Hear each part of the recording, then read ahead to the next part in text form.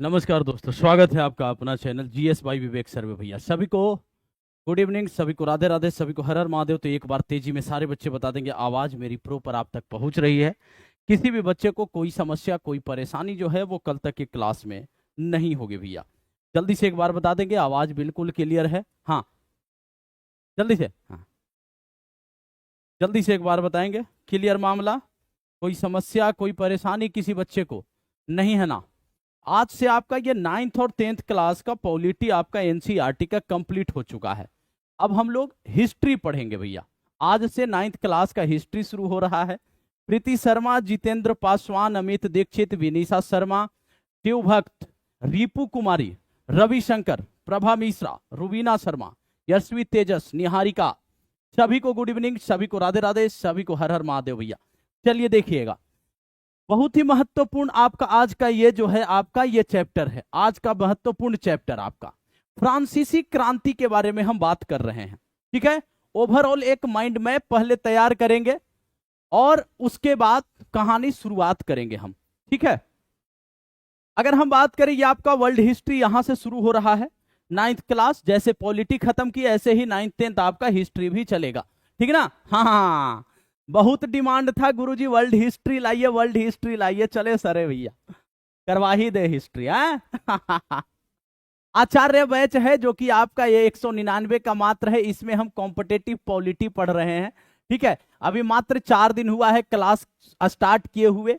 तो जिनको भी भैया पेड बैच लेना है पॉलिटी का वो इसमें अपने आप को शामिल कर सकते हैं। ठीक है, चलिए, लाइव एंड रिकॉर्डेड क्लास मिलेगा, क्लास नोट्स पीडीएफ मिलेगा, डाउट ग्रुप होगा जहां पे हम आपका डाउट क्लियर करेंगे, डेली प्रैक्टिस पेपर होगा, टेस्ट सीरीज होगा जो कि पीवाईक्यू बेस्ड होगा।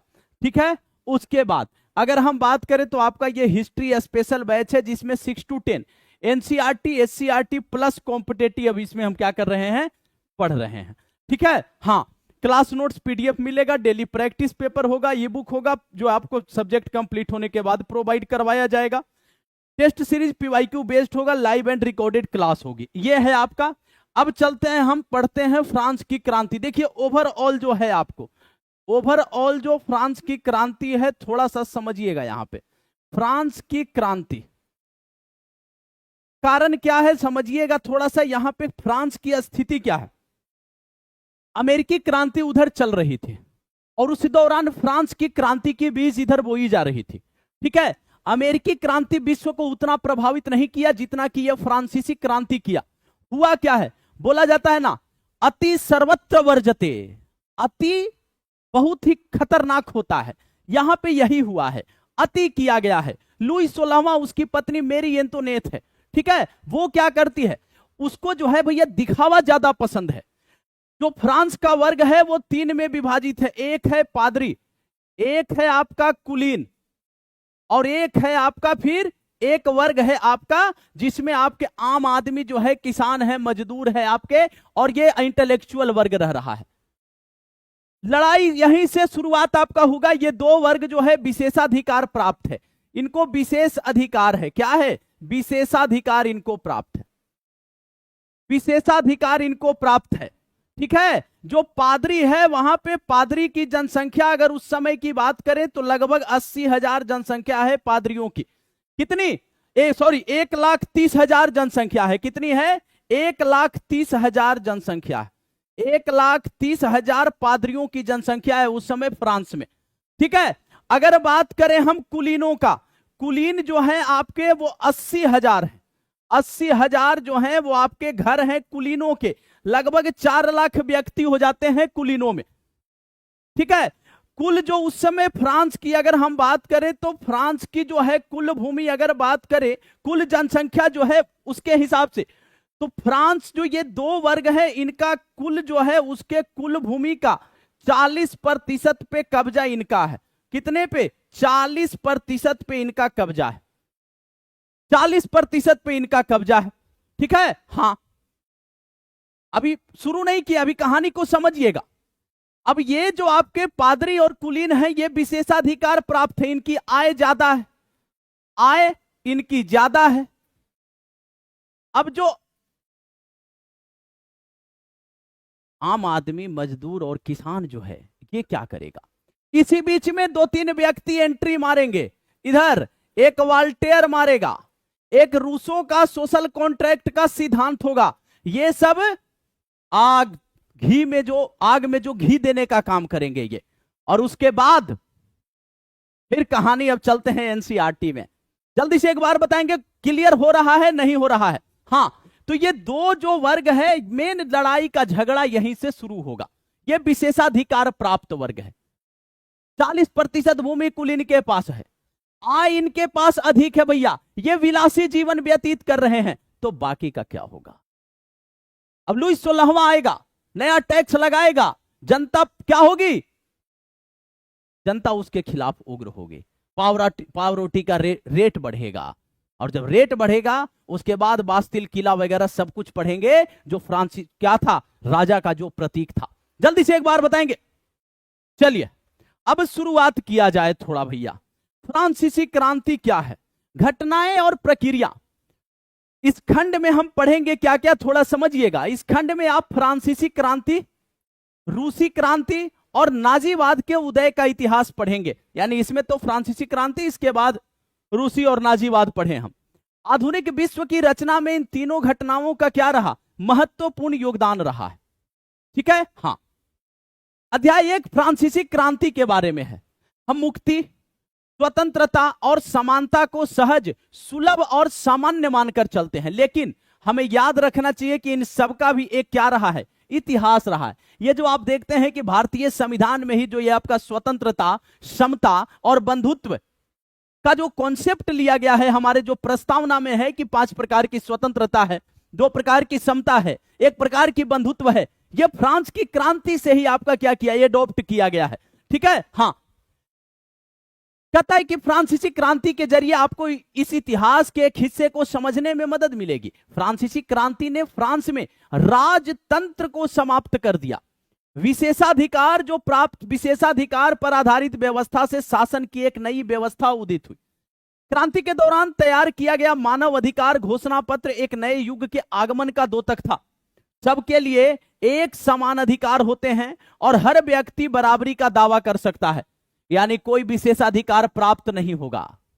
ये जो पादरी और कुलीन जो विशेषाधिकार प्राप्त थे, कोई विशेषाधिकार प्राप्त नहीं, सभी समान है भैया। समानता का बात होगा यहां पे, ठीक ना। कहता है समानता और स्वतंत्रता की यह सोच नए युग का केंद्रीय विचार थी, लेकिन विभिन्न देशों में इन विचारों को नाना रूपों में साझा और साधा गया। भारत और चाइना, अफ्रीका और दक्षिण अमेरिका के उपनिवेशवाद विरोधी आंदोलन ने कई ऐसे विचारों को जन्म दिया जो बेहद रचनात्मक और मौलिक थे, लेकिन इन आंदोलनों की भाषा और मुहावरे को 18वीं सदी के उत्तरार्ध की घटनाओं से ही क्या हुआ, वैधता मिली। तो ये फ्रांसीसी क्रांति भैया, यहां तक चीजें क्लियर, एनसीईआरटी है, यहां तक चीजें क्लियर। हाँ, लुई 16वां के बारे में ही बात करेंगे हम, लुई 16वां के बारे में ही बात करेंगे। ओल्ड एनसीईआरटी है आपका ये। अध्याय 2 में यूरोप में समाजवाद के आगमन और नाटकीय घटनाक्रम के बारे में पढ़ेंगे, जिसके चलते रूस के शासक जो है निकोलस द्वितीय को सत्ता छोड़नी पड़ी। तो पहले में फ्रांस लुई 16वां पढ़िए, दूसरे में अध्याय में फिर पढ़ेंगे रूस के बारे में कि जार निकोलस द्वितीय किस तरह से वहां पे गद्दी छोड़ा। रूसी क्रांति ने समाज परिवर्तन का नया तरीका गढ़ने का प्रयास किया और इस क्रांति ने आर्थिक समानता और मजदूर किसानों की बेहतरी का सवाल उठाया। समाजवाद का बात होगा यहां पे डायरेक्ट, रसिया में किसका, समाजवाद का बात होगा। कहता इस अध्याय में आप नई सोवियत सरकार द्वारा शुरू किए गए बदलाव और उसके सामने आई समस्या और उनसे निपटने के लिए सरकार द्वारा उठाए गए कदमों के बारे में जानेंगे। जब रशियन रिवॉल्यूशन पढ़ेंगे आप, सोवियत रूस की सरकार ने खेती के औद्योगिकरण, मशीनीकरण का कार्यक्रम तो दृढ़ता के साथ आगे बढ़ाया, लेकिन उसने नागरिकों के कई ऐसे अधिकारों का हनन भी किया जो किसी भी लोकतांत्रिक समाज के संचालन के अनिवार्य होते हैं। तो यहां पे हम जो है फ्रांसीसी क्रांति के बारे में पढ़ेंगे, लेकिन उससे पहले यहां पे ओवरऑल जो आपको बता दिया कि अगले अध्याय में जो रूसी क्रांति पढ़ेंगे उसमें किस तरह से जार निकोलस द्वितीय अपनी गद्दी को छोड़ा है, किस तरह से उसको मजबूर किया गया। तो रूसी क्रांति के बारे में भी यहां पे अगला से जो है अध्याय में पढ़ेंगे। फिर भी समाजवाद का नारा विभिन्न देशों के उपनिवेशवाद विरोधी आंदोलन का हिस्सा बना। आज सोवियत संघ बिखर चुका है और समाजवाद संकट में है, लेकिन 20वीं सदी के पैमाने पर समकालीन विश्व का रूपकार तैयार करने में यह सबसे शक्तिशाली ताकत था। आपको याद होगा जब द्वितीय विश्व युद्ध जब खत्म हुआ ना, तो दो खेमों में बट गई थी पूरी विश्व। एक लीडर अमेरिका था और एक लीडर इधर रसिया था, और रसिया अकेले नहीं था। रसिया अकेले नहीं था। रसिया जो है 15 देश मिलकर के एक सोवियत संघ बना था, यूएसएसआर बना था, और 1991 से उसका विघटन प्रारंभ होता है। आज जो यूक्रेन का विवाद सुन रहे हैं ना, ये रसिया का ही, पहले यूएसएसआर सोवियत संघ का ही आपका क्या था, भाग था। हाँ, तो उसका कहना है कि जब पहले भाग थे तो अब जैसे हम कर रहे हैं वैसे ही अब भी करो। अध्याय 3 में जर्मनी के बारे में जानेंगे। इस अध्याय में जब जर्मनी के बारे में पढ़ेंगे तो हिटलर के उदय और नाजीवाद की राजनीति का विश्लेषण किया गया है। यहाँ पे नाजी जो है जर्मनी में औरतों और बच्चों की दशा और स्कूलों व यात्रा गृहों के बारे में पढ़ेंगे। इस अध्याय से पता चलेगा कि नाजीवाद ने किस तरह विभिन्न अल्पसंख्यक समूहों को जीने के अधिकार से वंचित कर दिया। यहूदियों के साथ जो ये अति किया है उसके बारे में चर्चा करेंगे। इसमें किस तरह उन्होंने यहूदियों का सफाया करने के लिए यहूदी विरोधी भावनाओं को भड़काया और लोकतंत्र व समाजवाद के खिलाफ एक मारक युद्ध छेड़ दिया। नाजीवाद के उदय की कहानी सिर्फ कुछ खास घटनाओं, सत्ता की पैशाचिक चाह, हत्याकांड और मौत की कहानी भर नहीं है। यह विभिन्न स्तरों पर चलने वाली एक विस्तृत और दिल दहला देने वाली व्यवस्था की कहानी है। भारत में भी कुछ लोग हिटलर के विचारों से काफी प्रभावित हुए, लेकिन ज्यादातर लोगों को नाजीवाद के उदय पर खौफ ही महसूस हुआ। गांधी जी का वह स्टेटमेंट याद है, जब गांधी जी जो है द्वितीय विश्व युद्ध प्रारंभ हुआ और गांधी जी बोले कि भैया अब अंग्रेज और अगर नाजीवाद हिटलर में तुलना किया जाए जर्मनी में और फ्रांसीसियन में, फांसीवाद नाजीवाद का जब उदय हुआ तो गांधी जी का कहना था कि अगर देखा जाए तो इन तीनों में कंपेयर किया जाए तो ब्रिटेन फिर भी सही है, इसलिए कोई खुलेआम रूप से आंदोलन अभी रोको। और पहले वो क्या किए, व्यक्तिगत सत्याग्रह 1940 में शुरू किए थे, ठीक ना, वो तो मजबूरन 1942 में भारत छोड़ो आंदोलन शुरू किया गया है। समझ गया बात को। तो नाजीवाद फांसीवाद के खिलाफ गांधी जी भी थे। कहता है आधुनिक विश्व का इतिहास सिर्फ स्वतंत्रता और लोकतंत्र के फलने फूलने की कहानी भर नहीं है, यह हिंसा, निरंकुशता, मृत्यु और महाविनाश की कहानी भी है। तो अब शुरू करते हैं फ्रांसीसी क्रांति। एक बार कमेंट सेक्शन में सारे बच्चे 3 चैप्टर का ओवरऑल यहां पे एक्सप्लेनेशन आपको दे दिया। फ्रांसीसी क्रांति में क्या पढ़ेंगे, ठीक है, किस तरह से लुई 16वां को जो है क्या किया गया, राजतंत्र व्यवस्था वहां पे समाप्त किया गया, उसकी निरंकुशता को समाप्त की गई। फिर हम लोग रशियन रिवॉल्यूशन पढ़ेंगे, जार निकोलस द्वितीय को किस तरह से सत्ता छोड़ना पड़ा, और फिर जर्मनी के बारे में पढ़ेंगे कि किस तरह से हिटलर की तानाशाही को समाप्त किया गया। जल्दी से एक बार बताएंगे सारे बच्चे। यहां तक किसी भी बच्चे को एक सिंगल पॉइंट समस्या है तो जल्दी से बताएगा। हाँ, समझ आ रहा, नहीं आ रहा, अगर हल्का सा भी लगेगा कि गुरुजी यहां पे डाउट है, आप समझा नहीं पा रहे हैं, खुल करके बोलिएगा। जिस उम्मीद से आप हमको बोले हैं वर्ल्ड हिस्ट्री शुरू करने, अगर उम्मीद में 1% भी डाउट लगेगा, अगर हम आपके उम्मीद पे खरे नहीं उतर पाएंगे, आप उसी समय हमको बोलिएगा कि गुरुजी यहां पे समस्या है, ये क्लियर नहीं कर पा रहे हैं आप। ठीक है, चलें आगे। फ्रांसीसी क्रांति 14 जुलाई 1789, ध्यान दीजिएगा, 14 जुलाई 1789 की सुबह इसकी शुरुआत कैसे हुई है वो आगे बताया गया है। अभी थोड़ा सा डायरेक्ट क्रांति वाला माहौल देखते हैं। 14 जुलाई 1789 पेरिस नगर में आतंक का माहौल था। सम्राट ने सेना को शहर में घुसने का आदेश दे दिया था। अब भैया राजतंत्र है, अगर राजा के खिलाफ अगर विद्रोह करेंगे तो राजा सैनिकों का सहारा लेगा, वो किसी भी लेवल पे जा सकता है आपके आंदोलन को दमनात्मक तरीके से दबाने के लिए। 14 जुलाई 1789 का समय है। राजा जो है वो क्या बोला कि सेना जो है शहर में प्रवेश कर जाएगी, मतलब उथल पुथल मचना तय है। ठीक है, आगे देखिएगा, एकदम जबरदस्त। कतई अफवाह थी कि वह सेना को नागरिकों पर गोलियां चलाने का आदेश देने वाला है। लगभग 7000 मर्द तथा औरतें टाउन हॉल के सामने एकत्र हुए और उन्होंने एक जन सेना का गठन करने का निर्णय किया। हथियारों की खोज में वे बहुत से सरकारी भवनों में जबरन प्रवेश कर गए। ध्यान से समझिएगा, यह पॉइंट कह रहा है, समय है आपका 14 जुलाई 1789 का। 14 जुलाई 1789 का टारगेट डायरेक्ट यहां पे किया गया है कि भैया ये जो आंदोलन कर रहे हैं राजा के खिलाफ, अब देखिए क्या होगा। अब यहां पे 14 जुलाई 1789 पेरिस नगर में आतंक का माहौल था, क्योंकि राजा बोल दिया है कि सेना कहां घुसेगी, सेना शहर में घुसेगी। फिर पता चला सेना शहर में जाएगी और फिर पता चला कि राजा जो है सेना को लोगों पे गोली चलाने का आदेश दिया। मतलब कहने का अर्थ है कि भीड़ को तितर बितर किया जाएगा, राजा के खिलाफ जो ये षड्यंत्र चल रहा है वो खत्म करना है। लेकिन लोग क्या किए, लोग जो है यहां पे इकट्ठा होकर के और वो जन सेना बनाएंगे, यानी लोगों की ही एक सेना बनाने का क्या करेंगे, लोगों की ही एक सेना बनाने का निर्णय लेंगे जो पुलिस का मुकाबला कर सके। ठीक है, यहां तक चीजें क्लियर, आगे देखिएगा। अब जब ये जन सेना लोग बनाएंगे तो इसके लिए क्या चाहिए, हथियार चाहिए। वो क्या किए, बहुत से सरकारी भवनों में जबरन प्रवेश कर गए कि हमको हथियार चाहिए ताकि पुलिस से मुकाबला करना है। सेना अगर आदेश देगी, राजा अगर आदेश देगा सेना को गोली चलाने का तो इधर से मुकाबला भी होना चाहिए, टक्कर का। अंततः सैकड़ों लोगों का एक समूह जो है वो पेरिस नगर के पूर्वी भाग की ओर, किस ओर, पूर्वी भाग की ओर चल पड़ा।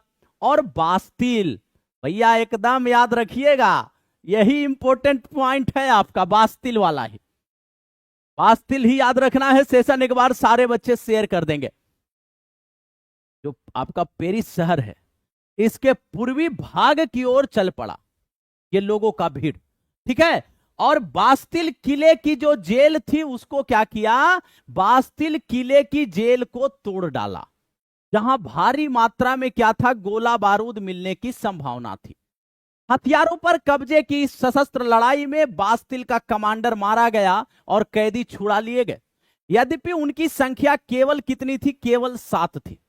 सम्राट की निरंकुश शक्तियों का प्रतीक होने के कारण बास्तिल किला लोगों की घृणा का केंद्र था। बास्तिल क्या था, बास्तिल जो है वो राजा जो था उसकी निरंकुशता का प्रतीक था। और जब राजा की निरंकुशता का प्रतीक था, कौन बच्चा आइए सुनो, इससे पहले कि नागमणि वितरण समारोह शुरू किया जाए,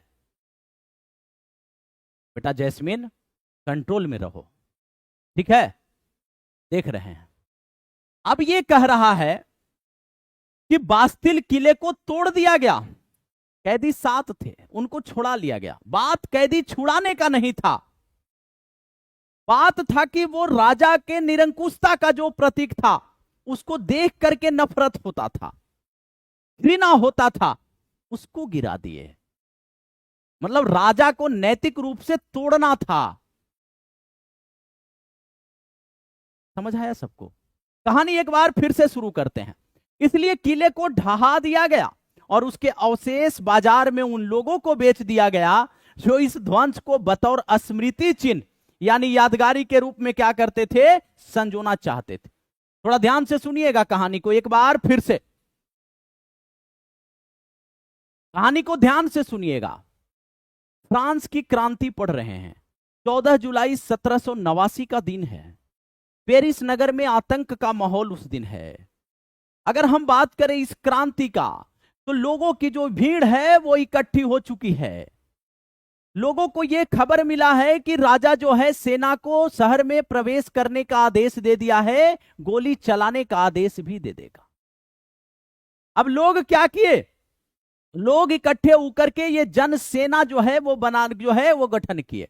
लेकिन वो जन सेना जो बनी, लोगों की जो सेना बनी है राजा के खिलाफ, उनको चाहिए हथियार। वो कई सरकारी भवनों में जबरदस्ती घुस जाएंगे कि तहां से हमको क्या मिल जाए, हमको हथियार मिल जाए ताकि पुलिस का मुकाबला कर सके, राजा का मुकाबला कर सके।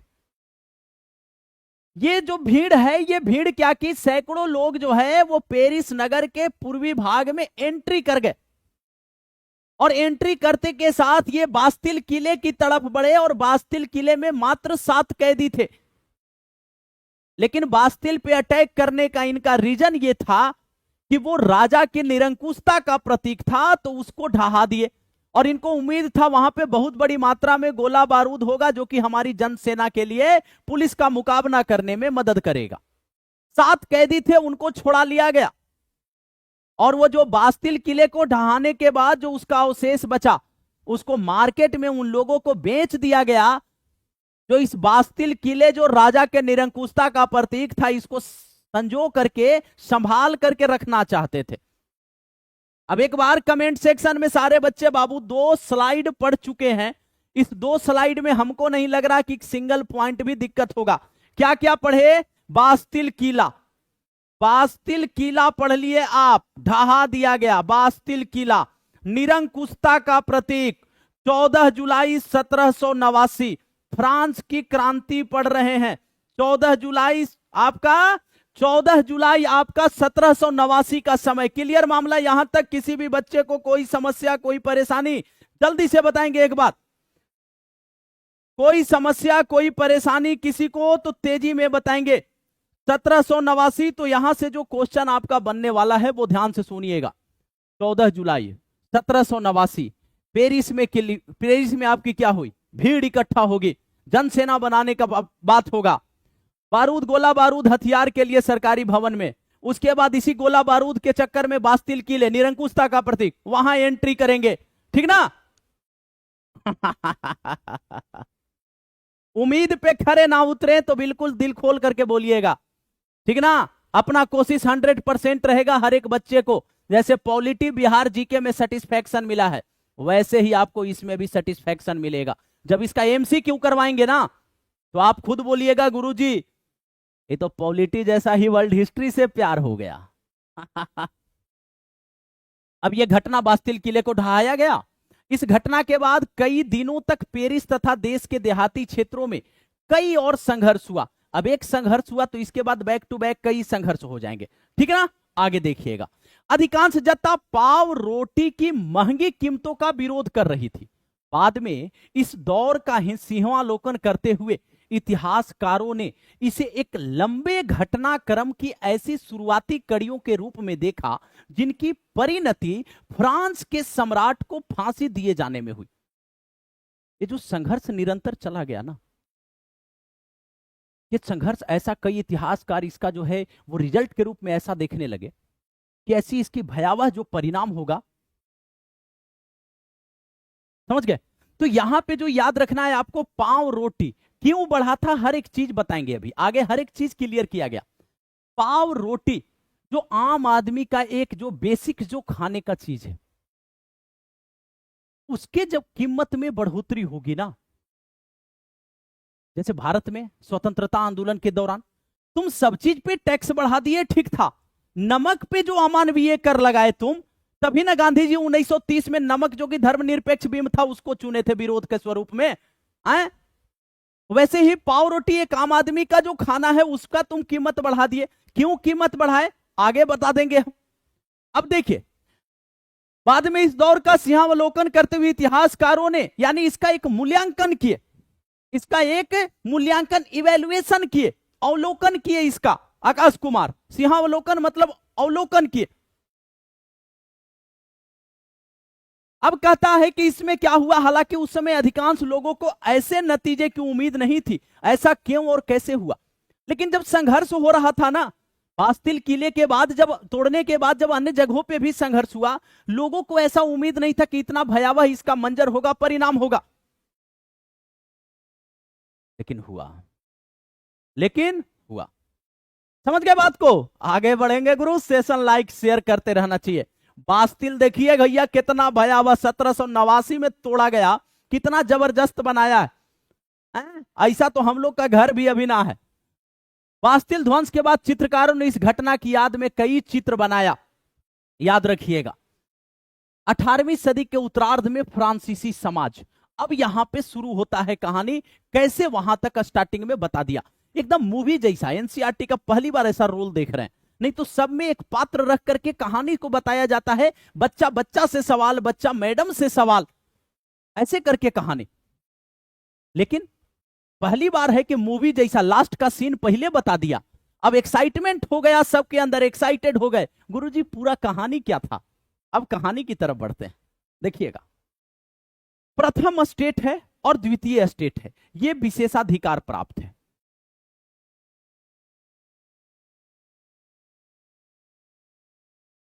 इनको विशेषाधिकार प्राप्त है। और ये जो है ये आम आदमी है। तृतीय स्टेट, ये आम आदमी है, ये आम आदमी है। कहते हैं सन 1774 में बुर्बो राजवंश, कौन सा राजवंश? बुर्बो राजवंश का लुई 16वां फ्रांस की राजगद्दी पर आसीन हुआ। एक क्वेश्चन तो यहीं से बन गया कि लुई 16वां ही तो मेन हीरो है भैया। लुई 16वां, हीरो बोलिए विलेन बोलिए, आपको जो बोलना है वो बोलिए, ठीक ना। लुई 16वां, लुई 16वां किस राजवंश का था बाबू? बुर्बो राजवंश का।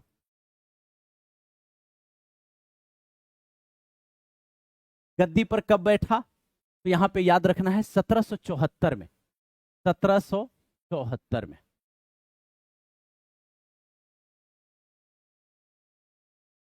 1774 में गद्दी पे बैठा। अगर फैक्चुअल डेटा आता है तो इसको याद रखना, उधर 14 जुलाई 1789 याद रख लिए, इधर जो लुई 16वां था 1774 में गद्दी पे बैठा है। अब एक बार जल्दी से बता देंगे, हाँ एक बार जल्दी से तेजी में बता देंगे कि चीजें बिल्कुल क्लियर है, आगे बढ़ जाएंगे। दो विशेषाधिकार प्राप्त वर्ग है, पादरी, कुलीन और तृतीय स्टेट। तो फ्रांस का जो समाज था वो कितने वर्गों में बटा था, कितने स्टेट में था?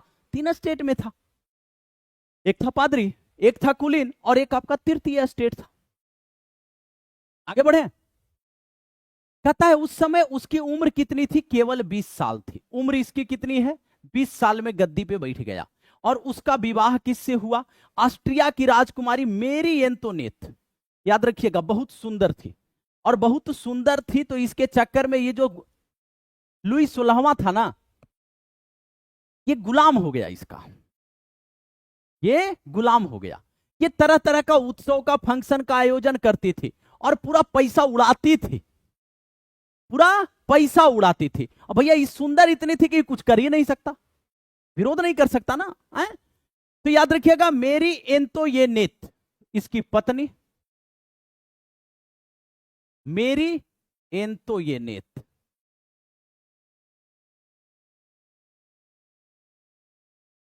एंटोनेट, ठीक है, यहां तक क्लियर मामला। ये राजकुमारी कहां की? ऑस्ट्रिया की राजकुमारी।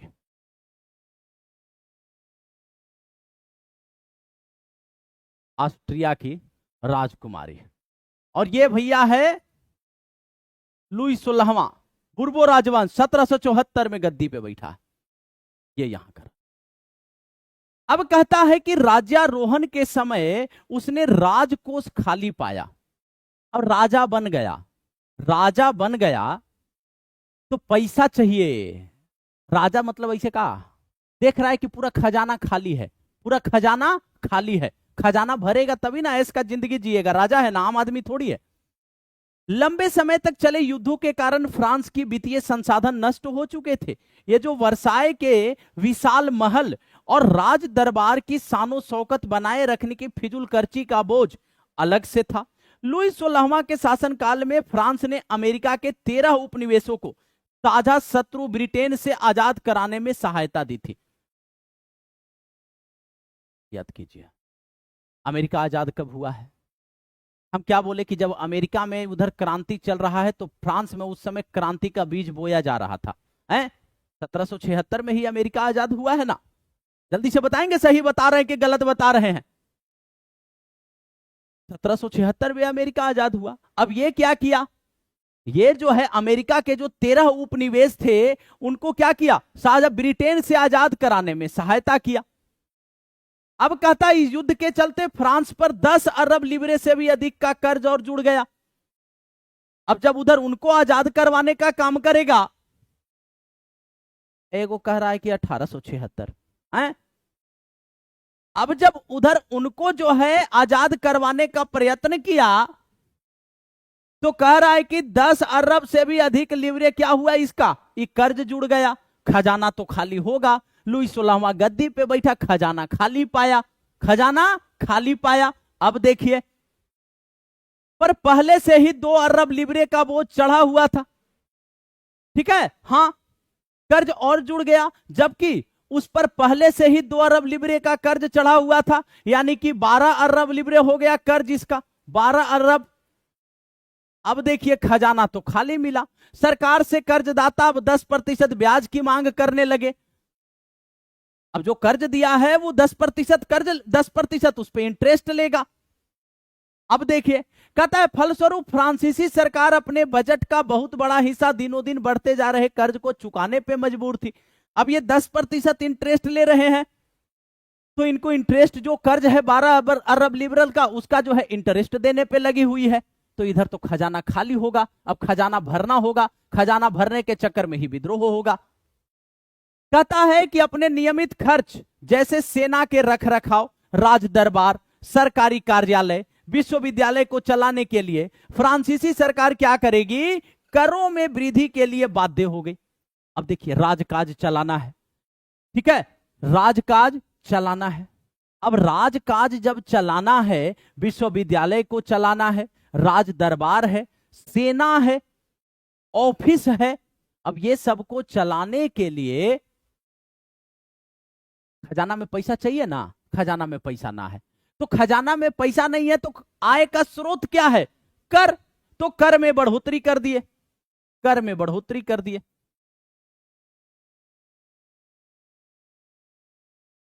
कर में बढ़ोतरी कर दिया। अब जब कर में बढ़ोतरी कर दिया तो यह कदम भी नाकाफी था, कर में बढ़ोतरी से भी काम नहीं हुआ। हां, अब देखिए कहता है 18वीं सदी में फ्रांसीसी समाज 3 स्टेट में बटा था और केवल तीसरे स्टेट के लोग ही कर अदा कर सकते थे, क्योंकि पादरी और कुलीन वो विशेषाधिकार प्राप्त थे, विशेषाधिकार प्राप्त थे। और तीसरा वर्ग जो तीसरा स्टेट है यही कर चुकाएगा। अब कर चुकाएगा एक आदमी और दूगो ऊपर चौड़ में खाएगा तो विरोध होगा कि नहीं होगा, जल्दी से बताएंगे।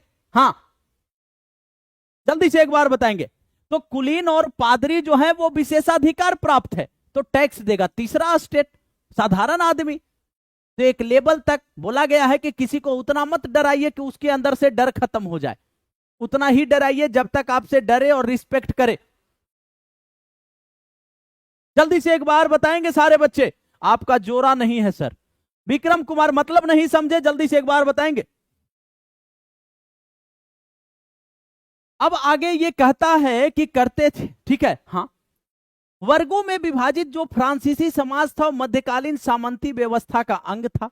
प्राचीन राजतंत्र पद का प्रयोग सन 1789 के पहले के फ्रांसीसी समाज एवं संस्थाओं के लिए होता था। हाँ, अब थोड़ा समझिएगा एक बार कहानी को, फिर से हम समझा रहे हैं। 14 जुलाई 1789 पेरिस में आतंक का माहौल है। राजा सेना को शहर में घुसने का जो है वो आदेश दे दिया है और जो है ये अफवाह, मतलब ये लग रहा है कि सेना को गोली चलाने का आदेश भी दे दिया है।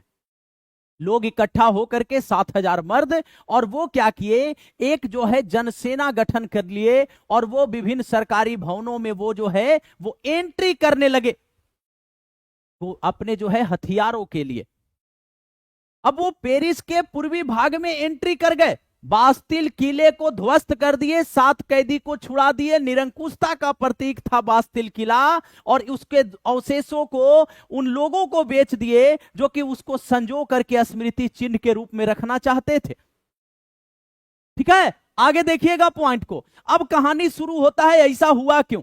कहता है 1774 में बुर्बो राजवंश का जो है आपका व्यक्ति लुई 16वां 20 वर्ष की आयु में गद्दी पे बैठता है।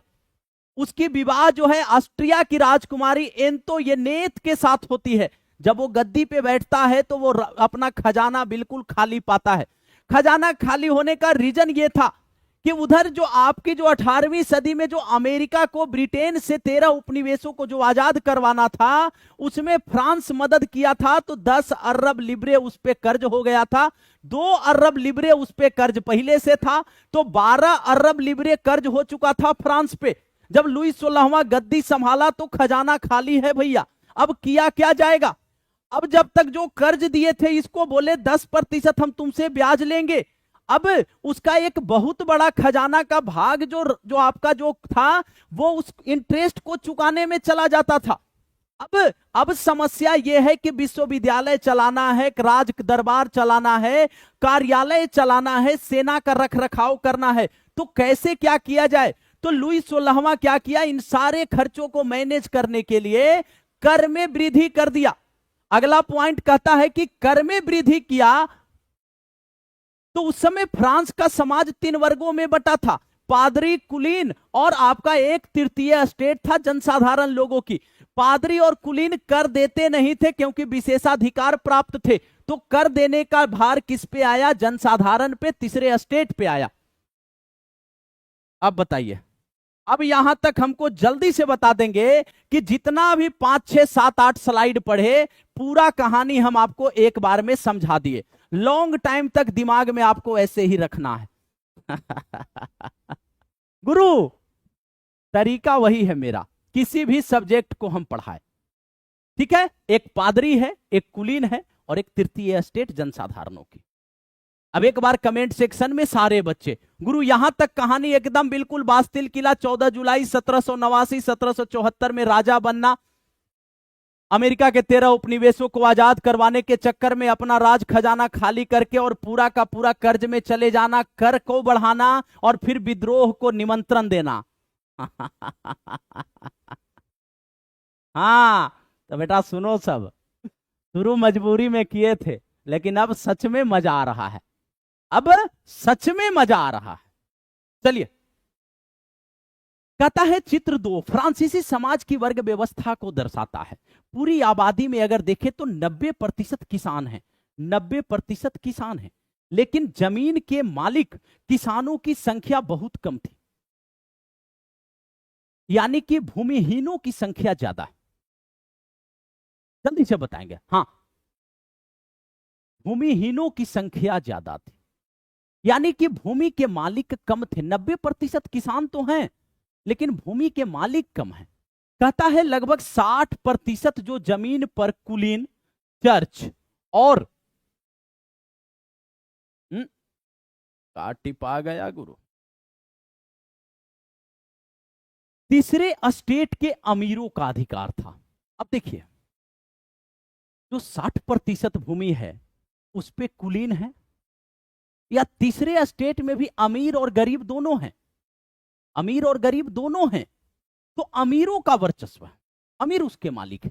कहता है प्रथम जो 2 स्टेट है, कुलीन वर्ग एवं पादरी वर्ग के लोगों को कुछ विशेषाधिकार जन्मना प्राप्त है, यानी जन्म ले लिए पादरी में, जन्म से ही वो अधिकार विशेषाधिकार प्राप्त है।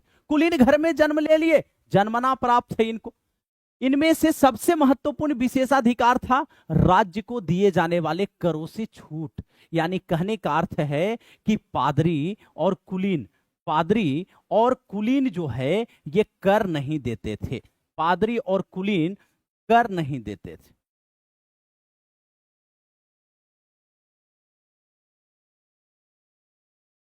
कर नहीं देते थे, पादरी और कुलीन कर नहीं देते थे, ठीक है।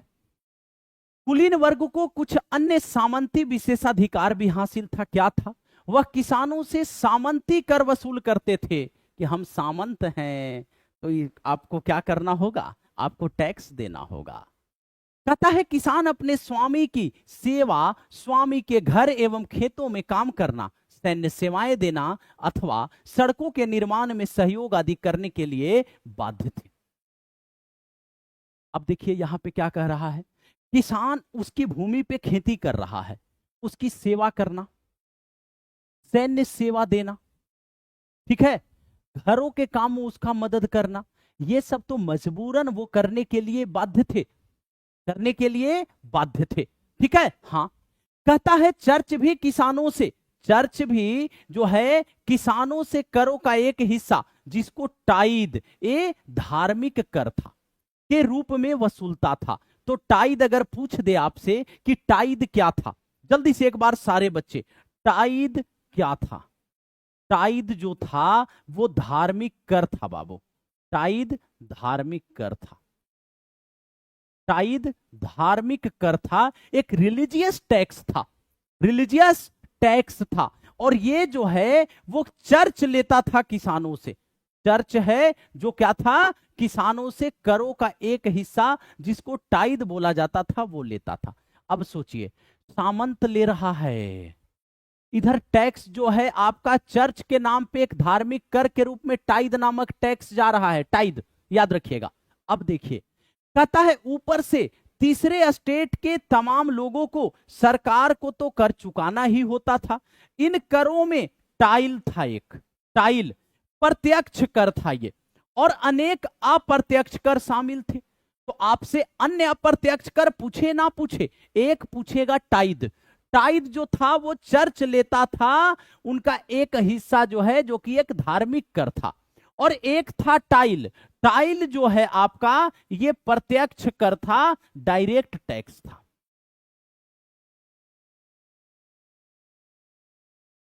ये प्रत्यक्ष कर था, ये प्रत्यक्ष कर था। तो चर्च द्वारा जो लिया जाता था उसको धार्मिक कर को टाइद बोलते थे, और जो ये क्या था, ये आपका प्रत्यक्ष कर जो देते थे वो टाइल उसको बोला जाता था। तो टाइद और टाइल ये दोनों समझ गए बात को? जल्दी से एक बार बताएंगे सारे बच्चे। हाँ, तो राज्य के द्वारा जो लिया जा रहा है प्रत्यक्ष रूप में वो टाइल है, और चर्च के द्वारा जो लिया जा रहा है धार्मिक कर के रूप में वो टाइद था। टाइद और टाइल क्लियर सबका? जल्दी से आगे बढ़ेंगे। अप्रत्यक्ष कर जो है वो नमक और तंबाकू जैसी रोजाना उपभोग की वस्तुओं पे लगाया जाता था। अब सोचिए, नमक और तंबाकू, चलिए तंबाकू तो जो पीता है खाता है उसका मैटर है, लेकिन नमक तो हर घर में प्रयोग होगा। नमक और तंबाकू जैसा डेली उपयोग वाली चीज पे भी इनडायरेक्ट टैक्स था। कहता है इस प्रकार राज्य के वित्तीय कामकाज का सारा बोझ करों के माध्यम से कौन वहन करती थी? जनता वहन करती थी, यानी तीसरे एस्टेट वहन करती थी। तीसरी एस्टेट वहन करती थी। यहां तक कहानी क्लियर है सबका? कोई समस्या, कोई परेशानी? तो तीसरे एस्टेट के अमीरों को अधिकार था। पादरी कुलीन विशेषाधिकार प्राप्त वर्ग थे, उनको टैक्स नहीं देना था, उनको टैक्स नहीं देना था।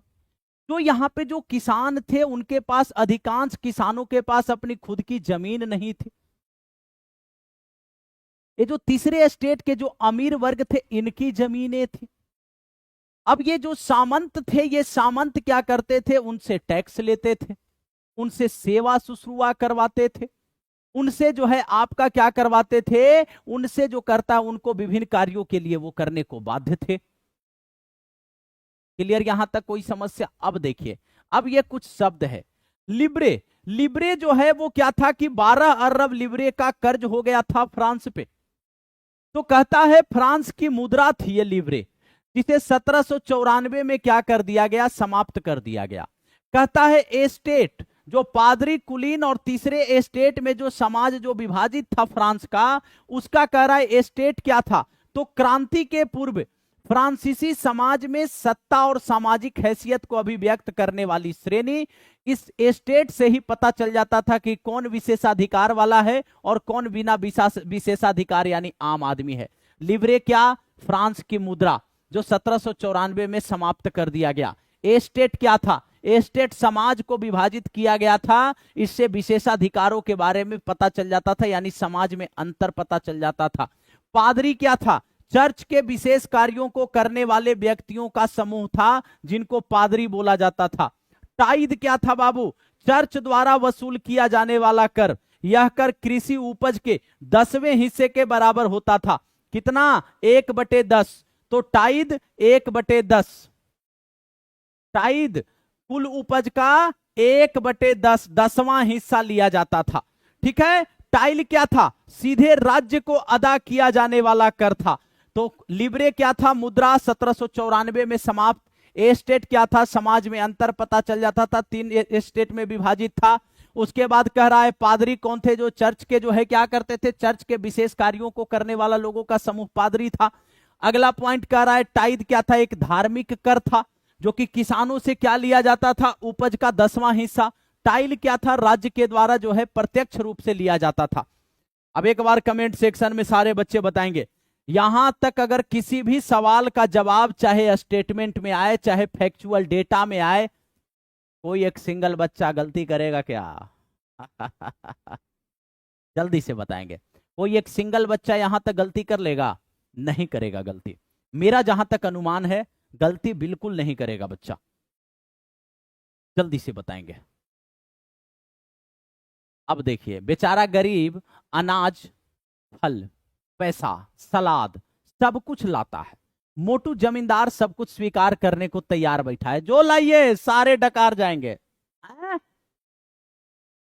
जल्दी से आगे देखिएगा।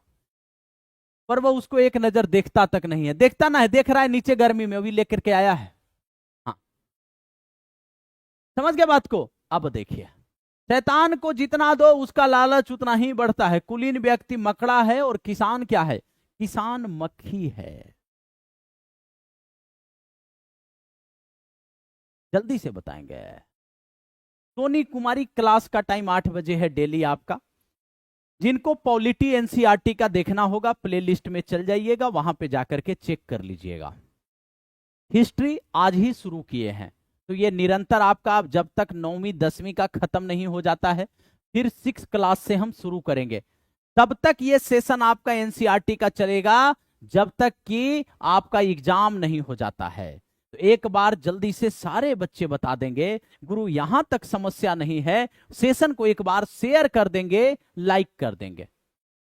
फ्रांस की जनसंख्या अगर देखें 1715 में तो 2 करोड़ 30 लाख थी, जो 1789 में 2 करोड़ 80 लाख हो गई। अनाज उत्पादन की तुलना में उसकी मांग काफी तेजी से बढ़ी।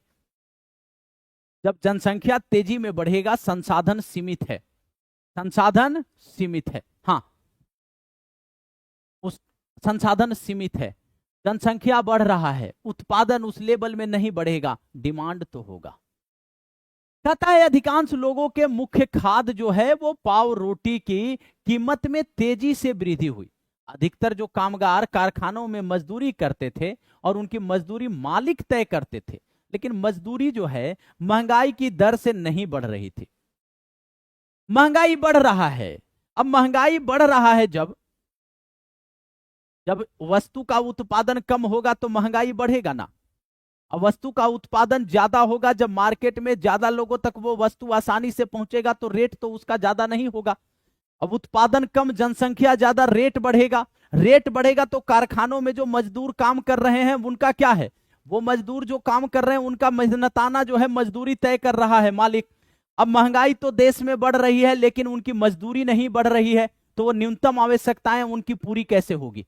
जल्दी से बताएंगे। कहता है कि फलस्वरूप अमीर गरीब की खाई चौड़ी होती गई। स्थितियां तब और बदतर हो जाती जब सूखे या ओले के प्रकोप से पैदावार गिर जाती। सूखा पड़ गया, बारिश ही नहीं हुई, ओला पड़ गया, बारिश, फसल नष्ट हो गया। अब जब फसल ही नहीं हुआ तो रेट तो और आसमान छुएगा ना। ऐ? कहता है कि इससे रोजी रोटी का संकट पैदा हो जाता था। ऐसे जीविका संकट प्राचीन राजतंत्र के दौरान फ्रांस में काफी आम थे। यानी कि ऐसा ही आम बात था, ये कॉमन चीज था, कॉमन चीजें थी कि जीविका का संकट हो जाता था, लोगों को फसल ही नष्ट हो जाता था। ठीक है, तो एक बार जल्दी से बताएंगे कि महंगाई जो जिस वृद्धि से, जिस तेजी से बढ़ रही है, जब मजदूरों का जो है मजदूरी नहीं उस लेवल से जो है कारखाना के मालिक बढ़ा रहे थे, तो कितना झेलेगा एक मजदूर है? और राजतंत्र है तो सारा किया धारा जो है राजा का चल रहा है भैया, तो लोग तो विरोध करेंगे। जीविका संकट क्या है? ऐसी चरम स्थिति जब जीवित रहने के न्यूनतम साधन भी खतरे में पड़ने लगते हैं। अनाम यानी जिसका नाम मालूम नहीं है, यानी जो न्यूनतम चीजें हैं, रोटी कपड़ा मकान तक भी नहीं मिल रहा है। इससे जो है मतलब कि खराब दिन क्या हो सकता है? तो ऐसी स्थिति, मतलब कहने का अर्थ है कि 1715 में 2 करोड़ 30 लाख और 89 में 2 करोड़ 80 लाख हो गई। तो 1789 में चूंकि नवासी आंदोलन का समय है, तो भैया यहां पे याद रखिए क्रांति हुआ है, तो यहां पे जनसंख्या भी पूछ दे तो 2.8 यानी 2 करोड़ 80 लाख जनसंख्या पूछ रहा है यहां पे, बताइएगा। लेकिन जनसंख्या तेजी में बढ़ रही, उस तेजी में उत्पादन नहीं बढ़ रहा था। आगे बढ़े। जीविका का संकट कैसे उत्पन्न होता है? अब देखिए, खराब फसल, इधर आपका देखिए अब क्या होगा जब फसल खराब होगा। फसल खराब होने के बाद क्या होगा कि अब पाव रोटी भी मिलना मुश्किल हो जाएगा। अब जो गरीब गुरबा है, जिस आम आदमी जो है, जो पाव रोटी खाकर के ही जीवन व्यतीत कर रहा है, वो पाव रोटी जब कम होगा तो उसका रेट क्या होगा? रेट ज्यादा होगा। जब रेट ज्यादा होगा तो आम आदमी का जब इनकम वैसा नहीं है, जब इनकम वैसा नहीं है तो वो खरीद नहीं पाएगा। खरीद नहीं पाएगा तो भूखे कितना मरेगा, फिर वो विद्रोह करेगा लास्ट में शासन के खिलाफ। यही सीन है। उभरते मध्य वर्ग ने विशेषाधिकारों के अंत की कल्पना की। पहले भी कर बढ़ने एवं अकाल के समय किसान और कामगार विद्रोह कर चुके थे। कहता है कि पहले भी जब कर बढ़ा था और अकाल जब हुआ था तो इस समय जो किसान और कामगार थे ये दोनों विद्रोह कर चुके थे। यानी जब पहले भी जब अकाल पड़ा था, पहले जी जब टैक्स में बढ़ोतरी की गई थी, क्योंकि टैक्स तो तीसरा स्टेट ही दे रहा था तो विरोध तो करेगा इस बात का, तो पहले भी विरोध किया गया था। कहता है कि परंतु उसके पास सामाजिक एवं आर्थिक व्यवस्था में बुनियादी बदलाव लाने के लिए साधन एवं कार्यक्रम नहीं थे। ये जिम्मेदारी तीसरे स्टेट के उन समूहों ने उठाई जो समृद्ध और शिक्षित होकर नए विचारों के संपर्क में आ सके थे। अब ये तीसरा स्टेट में एक शिक्षित वर्ग है जो पढ़ा लिखा है और वो पढ़ लिख करके कुछ लोग जो है समृद्ध बन चुका है। अब ये जो किसान और मजदूर जो पहले भी विरोध किए थे, अब जो विरोध कर रहे हैं उसमें तीसरे स्टेट के समृद्ध और शिक्षित लोगों का इनको सहयोग मिल गया तो एक पिच तैयार हो गया। अब पिच जो तैयार होगा वो डायरेक्ट राजा को अटैक करेगा। जल्दी से बताएंगे एक बार। कहता है 18वीं सदी में एक नए सामाजिक समूह का उदय हुआ। कब हुआ उदय? 18वीं सदी में। कौन है भैया? जिसे मध्य वर्ग कहा गया। तो मध्य वर्ग का उदय फ्रांसीसी समाज में कब होता है? 18वीं सदी में। कितना बच्चा को हमको लगता है कि वो लोग 9 बजे ही टाइम याद कर लिया कि 9 बजे। बाबू टाइम 8 बजे। अब टाइम चेंज कर दिए आज से। जब आपका क्या ये चेंज हुआ, सब्जेक्ट चेंज हो गया तो टाइमो चेंज कर दिए, क्वालिटी 9 बजे कर दिए थे। 18वीं सदी में एक नया वर्ग उदय हुआ जिसको बोला गया मध्य वर्ग। मध्यम वर्ग है ये, मध्य वर्ग है। क्या है?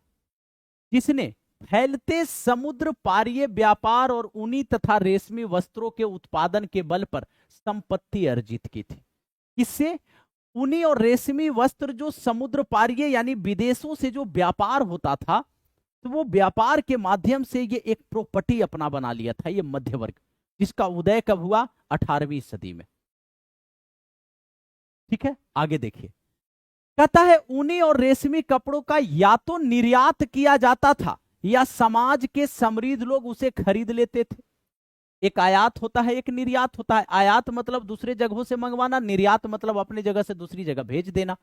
तो ऊनी और सूती वस्त्र, जो ऊनी और रेशमी वस्त्र जो सूती वस्त्र थे, इसका क्या होता था कि या तो निर्यात किया जाता था या जो समाज के समृद्ध लोग थे उसको खरीदते थे। जब खरीदे तो उससे क्या होगा? इनकम ही होगा ना।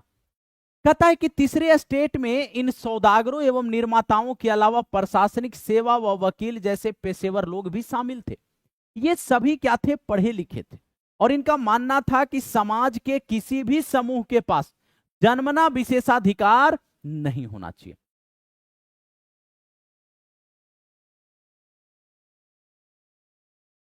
देखिए क्या कह रहा है। ये कह रहा है कि 18वीं सदी में फ्रांसीसी समाज में एक मध्य वर्ग का उदय हुआ। ये मध्य वर्ग जो था वो समुद्र पारीय रेशमी एवं ऊनी वस्त्रों के जो है व्यापार से एक जो है समृद्ध बन गया था, यानी कि थोड़ा प्रॉपर्टी बना लिया था, संपत्ति अर्जित कर लिया था। ये जो ऊनी और रेशमी वस्त्र का ये जो बात कह रहा है, या तो इसको निर्यात करते थे या तो यहाँ के जो आपके जो समृद्ध लोग थे वो खरीद करके उसका यूज करते थे।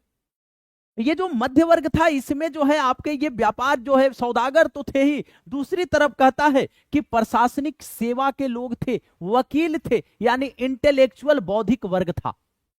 अब जब लोग पढ़ लिख लेता है ना तो उसको समझ में आता है कि समानता क्या है। अब एक व्यक्ति जिसको लंबे समय से दबाया जा रहा है वो उसी माहौल में अपने आप को ढाल लेता है कि नहीं वो मालिक है, उनके खिलाफ नहीं बोलना है। लेकिन ये वर्ग जब देश दुनिया देखा और विभिन्न प्रकार के जब चिंतक इस समय अभी उत्पन्न हो, अभी देखेंगे तो उस समय क्या होगा कि ये वर्ग बोलेगा कि भाई ये जो कुलीन और पादरी पहले से जो विशेषाधिकार प्राप्त हैं, ये जन्म से किसी को विशेषाधिकार प्राप्त नहीं होना चाहिए, जन्म से सभी बराबर हैं। कहता है कि किसी भी व्यक्ति की सामाजिक हैसियत का जो आधार है वो उसकी योग्यता ही होनी चाहिए। एकदम बिल्कुल सही बात है। मिर्जापुर का मुन्ना भैया का डायलॉग कि बुरा तब लगता है कि जब आप योग्य हैं और आपकी योग्यता को ना पहचानी जा रही हो, वही बात बोल रहा है। ये जो मध्य वर्ग का उदय हुआ, इनका कहना है कि ये जो पादरी और कुलीन जिनको जन्म से विशेषाधिकार मिला है, जन्म से विशेषाधिकार नहीं मिलना चाहिए। अगर समाज में हैसियत की बात है, समानता की बात की जा रही है, आप समाज में किसी को ऊंचा नीचा देखते हैं तो आप योग्यता देखिए, उसके अंदर की प्रतिभा को देखिए, उसकी टैलेंट को देखिए, योग्यता देखिए। समझ गए? हाँ, अगर योग्यता किसी के अंदर है तो ना तो वो दबेगा और ना किसी की चाटुकारिता करेगा, इस बात को याद रखिएगा। अगर किसी के अंदर प्रतिभा है, योग्यता है, तो कुछ समय के लिए वो आपके चंगुल में, आपके आगोश में फंसेगा, लेकिन जब निकलेगा ना, तो जैसे जंगल का राजा होता है ना शेर, वैसे दहाड़ मारेगा निकल करके। समझ गए? योग्यता का कदर, टैलेंट का कदर करना चाहिए। कहता है स्वतंत्रता, समान नियम तथा समान अवसरों के विचार पर आधारित समाज की यह परिकल्पना कौन? जॉन लॉक और ज़्याजॉक रूसो जैसे दार्शनिकों ने प्रस्तुत की। टू ट्रीटाइजेस ऑफ गवर्नमेंट में लॉक ने राजा के दैवी और निरंकुश अधिकारों के सिद्धांत का खंडन किया। तो हम बोले ना कि अभी चिंतक आएंगे, और ये जो चिंतक आएंगे तो ये जो मध्य वर्ग का उदय हुआ है, तो इनके द्वारा जो विशेषाधिकारों का खंडन किया जा रहा है, उसको और बल मिल जाएगा, और बल मिल जाएगा। एक तो पहले जब भी कर बढ़ाया जा रहा था, जब भी अकाल पड़ रहा था, तो विरोध तो पहले भी लोग कर रहे थे, लेकिन उनके विरोध में वो बात नहीं था क्योंकि 18वीं सदी में ये जो मध्य वर्ग के उदय से उनको सपोर्ट मिला, और जब तो इनको सपोर्ट मिला तो भी मध्य वर्ग को भी सपोर्ट इन चिंतकों का मिलेगा। यानी अब ये नए नए विचार का प्रतिपादन होगा, तब उन चीजों का जब ये विचारक खंडन करेंगे तो उनको और अपने विरोध का क्या होगा? मुखर रूप प्रदान होगा। हाँ गुरु, एकदम समझना है। ये बोल दिए कि राजा जो बोल रहा है कि एक उसके पास दैवी शक्ति है और उसके पास जो है निरंकुश अधिकार है कि कोई उस पे अंकुश लगा ही नहीं सकता, कोई लगाम लगा ही नहीं सकता। गलत, ऐसा नहीं है। कहता है कि रूसो ने इसी विचार को आगे बढ़ाते हुए जनता और उसके प्रतिनिधियों के बीच एक सामाजिक अनुबंध, सोशल कॉन्ट्रैक्ट की बात किया। रूसो सोशल कॉन्ट्रैक्ट पर आधारित सरकार का प्रस्ताव रखा। मोंटेस्क्यू क्या किया? The spirit of the laws. भैया इस सब क्वेश्चनवा को बढ़िया से रखिएगा संभाल के, समझ गए ना? यहां से जब पूछेगा ना तो दिमाग काम ना करेगा। तो रूसो सोशल कॉन्ट्रैक्ट, एक सामाजिक अनुबंध का बात किया, सामाजिक अनुबंध की बात किया, सोशल कॉन्ट्रैक्ट की बात किया।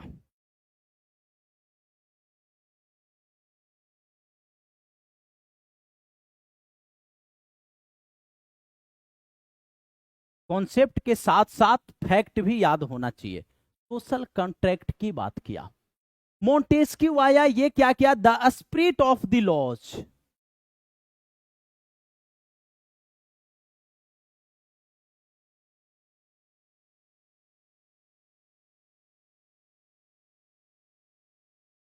ये मोंटेस्क्यू।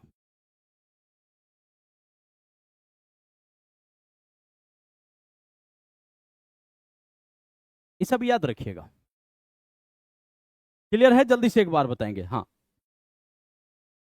कहता है रचना में सरकार के अंदर विधायिका, कार्यपालिका और न्यायपालिका के बीच सत्ता विभाजन की बात कही कि भाई एक विधायिका हो कानून बनाए, एक न्यायपालिका हो न्याय करेगी, एक कार्यपालिका कानूनों को लागू करेगी। ये सत्ता को ऐसे बांटो, ये नहीं कि अकेले बैठ करके चौड़ में हो, गलत बात।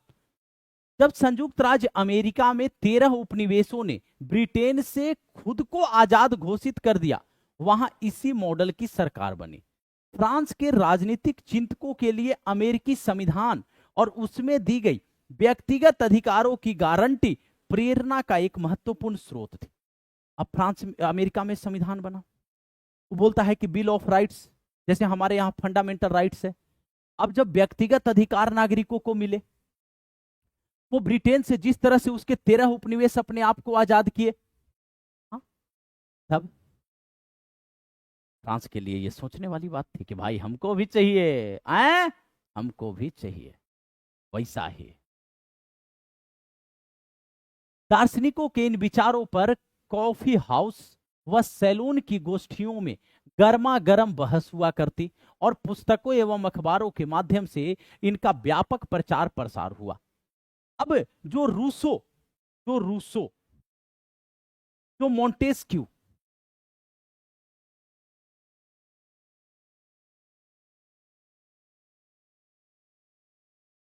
ये सब जो आपके थे, रूसो, मोंटेस्क्यू, ये सब जो आपको, जो जॉन लॉक है, ये सब का जो है आपका, जो जॉन लॉक है, ये सब का विचार जो था, जब ये सब तरफ से देख रहे हैं कि भाई हर तरफ से ये बोल रहा है कि राजा निरंकुश है, ये ऐसा नहीं होना चाहिए, हर जगह इसका चर्चा होने लगा। हर जगह चर्चा होगा तो सारे लोग एकजुट होंगे। अब बिल्कुल चाय पे चर्चा। ठीक है, आगे देखिएगा। कहता है कि पुस्तकों एवं अखबारों को लोगों के बीच जोर से पढ़ा जाता ताकि अनपढ़ भी उन्हें समझ सके। अब इनका जो किताब था कि भाई राजा जो है वो निरंकुश नहीं रहेगा, उसको कोई दैवी अधिकार प्राप्त नहीं है, जो राज्यपाल, कार्यपालिका, विधायिका, न्यायपालिका होनी चाहिए।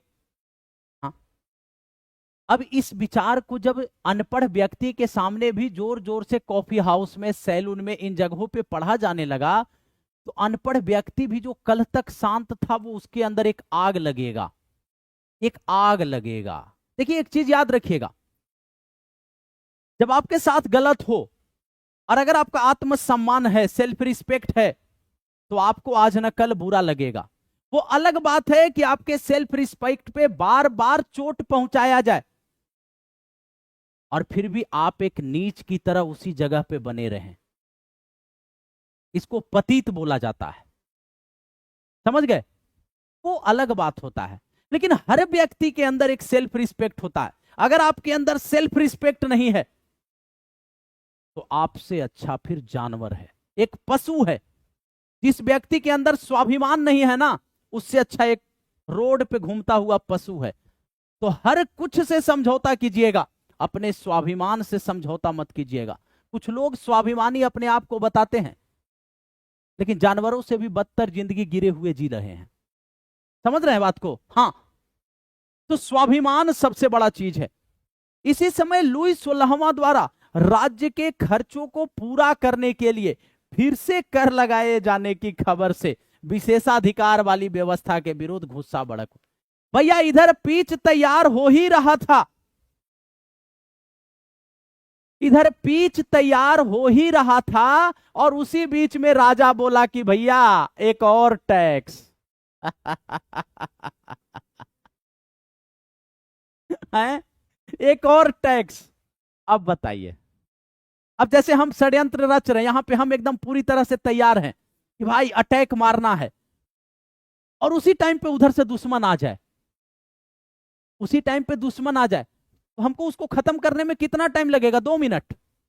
कितना? 2 मिनट। क्योंकि मेरा तो पिच पूरा तैयार था, उसी समय वो आ गया झांसे में। ये हुआ खेल। जल्दी से एक बार बताएंगे, सेल्फ रिस्पेक्ट सब कुछ है मेरे लिए, और आप लोग भी यही उम्मीद रखिए अपने आप से। सेल्फ रिस्पेक्ट से समझौता नहीं। तुम अकबर हो, शाहजहां हो, जो भी हो, अपने घर के हो। इतना आप भी नहीं समझते हैं हम किसी को अकबर और शाहजहां। याद रखिएगा, आपके अंदर टैलेंट, प्रतिभा होनी चाहिए। इतना भी रत्ती भर वैल्यू ना दें किसी को। अगर किसी में योग्यता है तो रिस्पेक्ट विवेक चतुर्वेदी देगा। अगर तुम्हारे अंदर योग्यता नहीं है, रत्ती भर ना समझेगा। समझ गए? हाँ। अब देखिए, यहां तक पूरी से पूरी कहानी को आप लोग भली भांति समझ गए होंगे। हाँ, विक्रम कुमार, आकाश, वो तो सब आप लोग को पता है। सब कुछ आप लोग को पता है। जल्दी से एक बार बताएंगे, एक बार जल्दी से सारे बच्चे कमेंट सेक्शन में, यहां तक क्लियर मामला। आप लोग भी लाइफ में जिसके अंदर योग्यता है उसको रिस्पेक्ट दीजिए, और जो जबरदस्ती अपनी योग्यता का बखान कर रहा है धक्का मार के आगे बढ़ जाइए। बोले तुम्हारे जैसे कितने आए कितने गए, वैल्यू नहीं। जल्दी से एक बार बताएंगे, यहां तक चीजें क्लियर, आगे बढ़ेंगे फिर हम। क्लियर मामला, चले आगे। कुल मिलाकर के बात यह हुआ है भैया कि समाज में जो है, फ्रांसीसी समाज जो है अब पूरी तरह से तैयार हो चुका है तीसरा स्टेट राजा के खिलाफ विद्रोह को। क्योंकि इसी समय जो ये विचारक आए ना, चाहे लोक की बात करें, रूसो की बात करें, मोंटेस्क्यू की बात करें, ये जो इनको जो विभिन्न जो इनकी कृति जो आपके इनके द्वारा जो विचार दिए गए, ये लोगों में आग में घी डालने का काम किए। लोग तो पहले से विरोध कर ही रहे थे, अब जब हर जगह आपके जो है हर स्थलों पे हर जगहों पे जहां भी लोग इकट्ठा होते थे, वो राजा के इसी दैवीय शक्ति और निरंकुशता के खिलाफ इन विचारकों की बातों को चिल्ला चिल्ला के पढ़ते थे। अनपढ़ के अंदर भी क्या हो जाए, जमीर जाग जाए। वही हुआ, और जब जमीर जागा, लुईस 16वां खलास। आगे चलकर क्रांतिकारी राजनीति में सक्रिय होने वाले जॉर्ज डाल्टन ने अपनी पढ़ाई पूरी होने के बाद के समय को याद करते हुए सन 1793 में अपने एक मित्र को लिखा। क्या लिखा भैया? प्राचीन राजतंत्र में जो अनुभव का वृतांत कह रहा है। ठीक है, ध्यान दीजिएगा थोड़ा। मैं फ्लेसिस के आवासीय कॉलेज में था, वहां मुझे कई महत्वपूर्ण लोगों का सानिध्य मिला। पढ़ाई पूरी होने के बाद बेकारी के दिनों में मैं नौकरी की तलाश में जुट गया। पेरिस के न्यायालय में नौकरी मिलनी असंभव थी। सेना में नौकरी का विकल्प भी मेरे लिए नहीं था, क्योंकि मैं न तो जन्मजात कुलीन था और न ही मेरा कोई संरक्षक था। ठीक है, कितना बढ़िया बात बोला है। पढ़ाई कंप्लीट हुआ, बेकारी के दिन था, उसके बाद ये बोलता है, हाँ उसके बाद ये बोलता है कि नौकरी की तलाश में जुट गया। पेरिस के न्यायालय में नौकरी मिलनी असंभव थी। कारण क्या था? सेना में नौकरी का विकल्प भी नहीं था, क्योंकि यह विशेषाधिकार प्राप्त कुलीन वर्ग में नहीं था, कुलीन वर्ग का नहीं था। ठीक है, आगे देखिए। कहता है चर्च भी मुझे आसरा नहीं दे सका। मैं कोई योद्धा भी खरीदने की स्थिति में नहीं था, क्योंकि मेरी जेब में फ्रांसीसी पैसा तक नहीं था। यानी ये जो बोला जाता है ना कि कोई पद खरीद लिए, वो भी नहीं कर सकता था, क्योंकि इसके पास पैसा नहीं था। कहता है पुराने दोस्तों ने मुंह मोड़ लिया। व्यवस्था ने हमें पढ़ा लिखा तो दिया था, लेकिन हमारी प्रतिभा के इस्तेमाल के अवसर उपलब्ध नहीं कराए थे। ये लेटर बहुत इंपॉर्टेंट है। ये जो लाइन है थोड़ा ध्यान दीजिएगा आप लोग। जब आप सही से नहीं पढ़ेंगे, जब आप अपने समय का सदुपयोग नहीं करेंगे, हम लिख करके दे रहे हैं, संभाल करके अपने पास रखिएगा। ना तो आपका परिवार आपका साथ देगा, ना आपके दोस्त यार साथ देंगे, कोई साथ नहीं देगा, सब मुंह मोड़ लेगा। तो समय रहते अपने आप को संभालिए, दिन रात अभी एक कर दीजिए। एक बार सरकारी नौकरी लग गया, एक बार शिक्षक बन गए बिहार में, फिर देखिए गुफाओं कंदराओं में से लोग ढूंढते हुए आएंगे, बोलेंगे भैया याद नहीं है 2010 में मिले थे, हम आप ही के साथ 10वीं क्लास पढ़े हैं। अब बोलेगा नहीं, नहीं पहचानते हैं। अभी आप कॉल कीजिए किसी को, भैया नहीं पहचाने। ऐसा नहीं बनना होता है जिंदगी में। जिंदगी में ऐसा बनिए कि जब आप कहीं पहुंचे तो लोग आपको देख करके खड़े हो जाए, कोई एक सिंगल व्यक्ति बैठा ना रहे। अधिकारी बनना है सबको, एकदम दिमाग पे चढ़ा के रखिए, अधिकारी बनना है। बीपीएससी टीआरई शिक्षक तो एक शुरुआत है, आगे का सफर बहुत ही आपका खूबसूरत होगा जब अधिकारी बनेंगे आप। आर्थर यंग नाम के एक अंग्रेज ने सन 1787 से 89 के दौरान फ्रांस की यात्रा की और अपनी यात्रा का विस्तृत वृत्तांत लिखा। इस वृत्तांत में उसकी यह टिप्पणी दिलचस्प है, याद रखिए। 1787 से 89 के बीच में एक व्यक्ति है जिसका नाम है आर्थर यंग है। आर्थर यंग है, ये अंग्रेज है, ये अंग्रेज है। ये 1787 से 89 के बीच में फ्रांस का यात्रा किया। अब उस समय तो भैया माहौल वही चल रहा है। देखिए क्या लिखा है।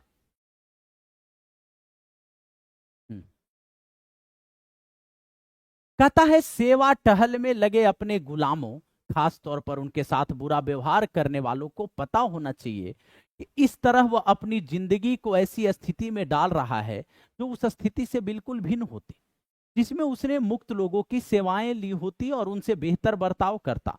जो अपने पीड़ितों की कराह सुनते हुए भी भोज उड़ाना पसंद करते हैं, उन्हें दंगे के दौरान अपनी बेटी के अपहरण या बेटे का गला रेत दिए जाने का दुखड़ा नहीं रोना चाहिए। जो दूसरे से बेगारी जो करवा रहे हैं आप, जो दूसरों से जबरदस्ती सेवा करवा रहे हैं उनके इच्छा के विरुद्ध, तो कोई भी घटना जब आपके साथ घटे तो उस समय आप दुख का रोना मत रोइए। टेट फॉर टैट, जैसे को तैसा, जैसा आप करेंगे वैसा आपको मिलेगा। हाँ, पहले लोग बोलता था कि पूर्व जन्म में जो किए हो इस जन्म में मिलेगा। भैया टेक्नोलॉजी बढ़ चुका है तो भगवान भी इस टेक्नोलॉजी से दूर रही हैं, ठीक ना। भगवान भी टेक्नोलॉजी का इस्तेमाल करते हैं। आप आज कीजिएगा आपको कल मिलेगा। हो सकता है सेम डे में ही भगवान आपको वापस कर दे, वो भी दुगना सूद समेत। तो जब भी दूसरे के साथ व्यवहार कीजिए तो थोड़ा सोच समझ के कि कहीं आपके साथ भी वैसा दुगना ना हो जाए। हाँ, क्रांति की शुरुआत, पूरा कहानी यहां तक क्लियर है। पिच तैयार हो चुका है, पूरी तरह से प्लेटफॉर्म तैयार हो चुका है, ठीक ना। हाँ, पूरी तरह से प्लेटफॉर्म तैयार हो चुका है। अब जल्दी से एक बार सारे बच्चे कमेंट सेक्शन में बता देंगे मामला बिल्कुल क्लियर है। जल्दी से बता देंगे क्लियर मामला। हाँ, जल्दी से बताएंगे। यहां तक चीजें क्लियर, कोई समस्या कोई परेशानी? जल्दी से एक बार कमेंट सेक्शन में सारे बच्चे, गुरु यहां तक चीजें बिल्कुल क्लियर। अब कुछ महत्वपूर्ण तिथियां, जैसे 1774 पूर्व राजवंश, कौन राजा बनता है? कौन राजा बनता है? राजा बनता है लुई 16वां। ऑस्ट्रिया की राजकुमारी मेरी एंटोनेट के साथ उसका विवाह होता है। लुई 16वां फ्रांस का राजा बनता है। सरकारी खजाना खाली हो चुका है और प्राचीन राजतंत्र के समाज में असंतोष भी गहराता जा रहा है।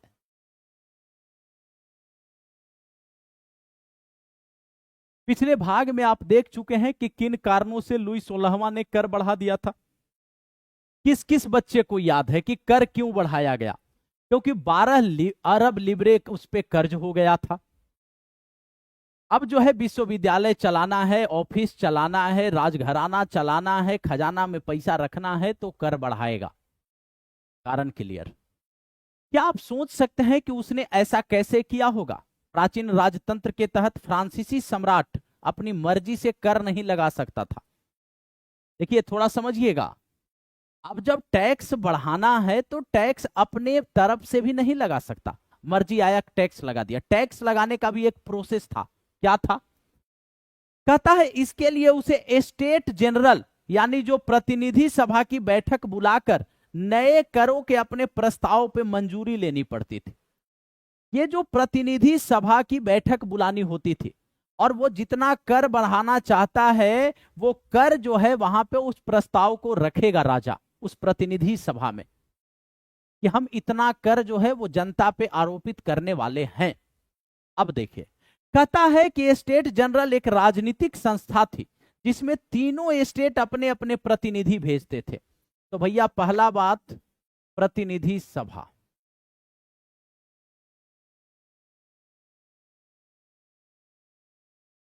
जिसको क्या बोल रहे हैं? State general.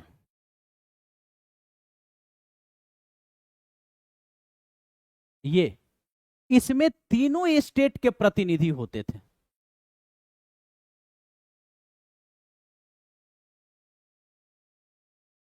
तीनों स्टेट के प्रतिनिधि होते थे। तीनों स्टेट कहने का अर्थ है कि पादरी, कुलीन और एक तीसरा स्टेट भी होता था। ठीक है। हाँ, अब कोई भी कर है तो राजा क्या करेगा? राजा जो है उस कर बढ़ाने वाले प्रस्ताव को यहां रखेगा, फिर प्रस्ताव यहां से पारित होगा, तब राजा के द्वारा बढ़ाया गया टैक्स एग्जीक्यूट होगा। गुलशन कुमार, अच्छा ठीक है, लेट हो गया तो काहे ऐसे कर रहा है, अब पढ़ लो शांति से। लेकिन सम्राट ही यह निर्णय करता था कि संस्था की बैठक कब बुलाई जाए। इसकी अंतिम बैठक 1614 में बुलाई गई थी। तो निर्णय अगर बात करें तो बैठक कब बुलाना है, स्टेट जनरल का प्रतिनिधि सभा का बैठक कब होगा, ये निर्णय कौन लेगा? ये निर्णय राजा लेगा। ये निर्णय राजा लेगा। राजा अंतिम बैठक इसका याद किया है तो 1774 में आपका ये लुई 16वां राजा बना है, लेकिन स्टेट जनरल की अंतिम बैठक जो है वो आपकी 1614 में हुई है। 1614 में हुई। फ्रांसीसी सम्राट लुई 16वां ने 5 मई 1789 को नए करों के प्रस्ताव के अनुमोदन के लिए स्टेट जनरल की बैठक बुलाई। तो बैठक कब बुलाया? अब बैठक जो लुई 16वां बुलाया है वो 5 मई 1789 को बुलाया कि भाई नई बैठक हम लगाना चाहते हैं, नई जो है वो कर हम लगाना चाहते हैं। जल्दी से एक बार सारे बच्चे चीजें क्लियर यहां तक बाबू? कोई दिक्कत, कोई दिक्कत, कोई परेशानी नहीं ना? आगे बढ़िएगा।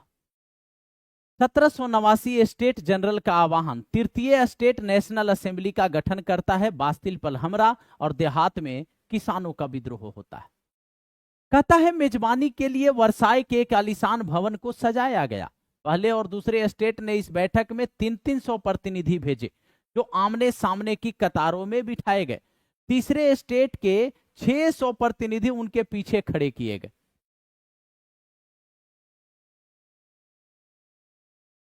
बैठक राजा बुलाएगा। कब बुलाना है? राजा। किसकी? स्टेट जनरल की। कोई भी कर ऐसे नहीं बढ़ाया जाएगा बिना स्टेट जनरल में प्रस्ताव रखे हुए। अंतिम बैठक प्रतिनिधि सभा स्टेट जनरल की 1614 में बुलाई गई थी। लुई 16वां इस बैठक को बुलाता है 5 मई 1789 को। कब बुलाता है?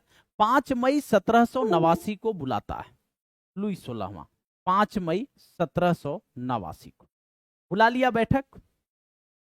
अब इसमें जो है आपका तीनों स्टेट आएगा। तो जो प्रथम स्टेट आया यानी पादरियों की तरफ से जो आए लोग वो आए 300। जो आपका कुलीनों की तरफ से आए यानी द्वितीय स्टेट ये आए 300। द्वितीय स्टेट जो है ये आए 300 प्रतिनिधि। और तृतीय स्टेट जो है आपका वो भेजा 600 प्रतिनिधि। वर्साई का आलीशान महल उसमें ये मेजबानी हो रही है इस स्टेट जनरल की बैठक की। ठीक है, ये 300 आमने सामने बैठा है, 600 लोग इनके पीछे खड़े हो गए। किसके? तीसरे स्टेट के, क्योंकि ये विशेषाधिकार प्राप्त है ना तो बैठेगा। 1791 सम्राट की शक्तियों पर अंकुश लगाने और सभी मनुष्यों को मूलभूत अधिकार प्रदान करने के लिए संविधान बनाया जाता है। ये आगे का मामला है, पहले हम करंतिया तो पढ़ लें। कहता है समृद्ध एवं शिक्षित वर्ग कर रहे थे। किसानों और कारीगरों सभा में प्रवेश वर्जित था, फिर भी 40,000 पन्नों के माध्यम से उनकी शिकायत एवं मांगों की सूची बनाई गई जिसे प्रतिनिधि अपने साथ लेकर आए थे। अब देखिए 1792-93 फ्रांस गणराज्य बनेगा। सिर काटकर राजा को मार दिया जाता है।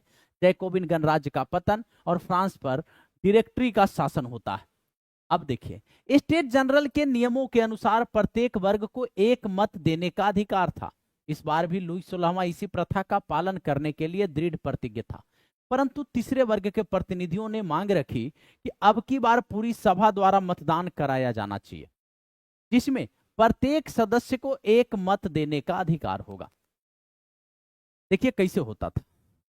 कहा कि भाई 300 प्रतिनिधि प्रथम स्टेट से आया, 300 प्रतिनिधि दूसरी स्टेट से आया और 600 प्रतिनिधि तृतीय स्टेट से आया। बोला ठीक है। आमने सामने पादरी और कुलीन जो 300 प्रतिनिधि थे बैठे हैं, तीसरे स्टेट वाले 600 खड़ा कर दिए गए।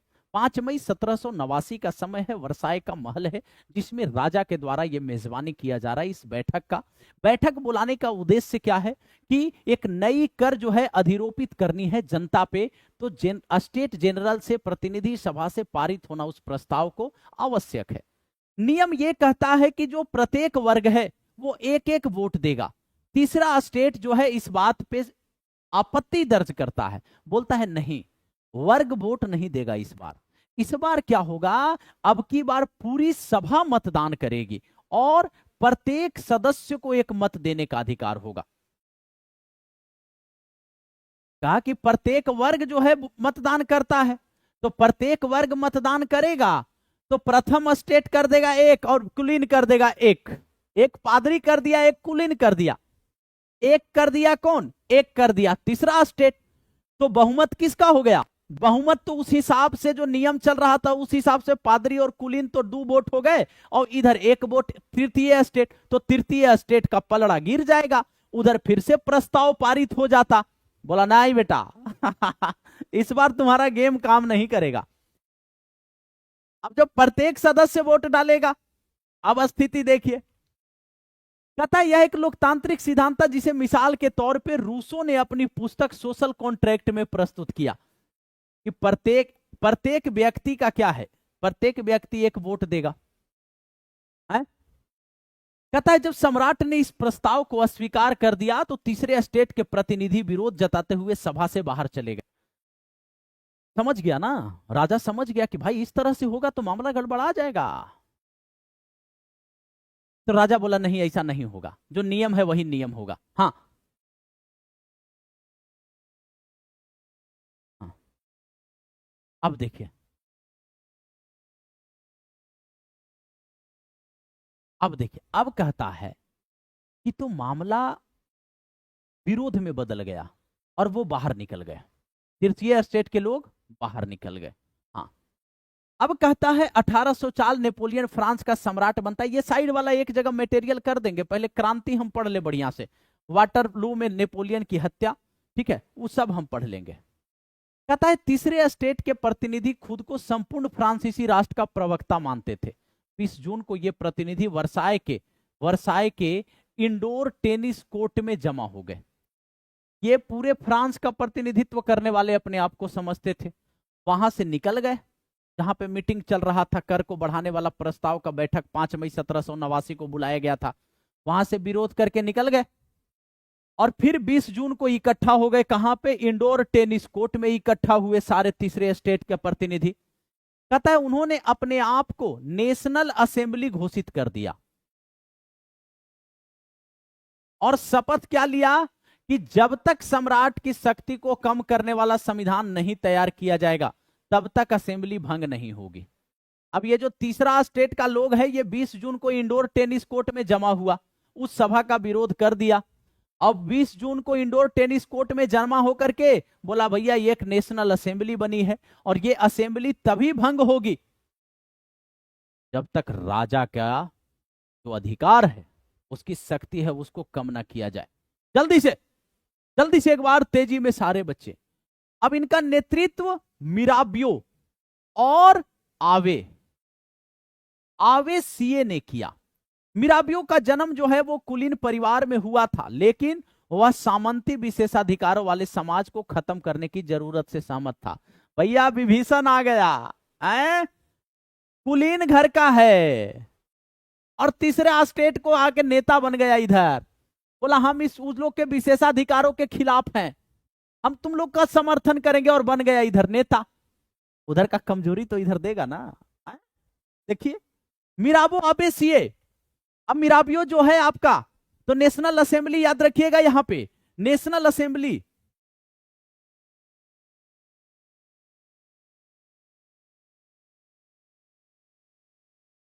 का नेता, नेशनल असेंबली 20 जून को बैठक हुई है इंडोर टेनिस कोर्ट में 20 जून को।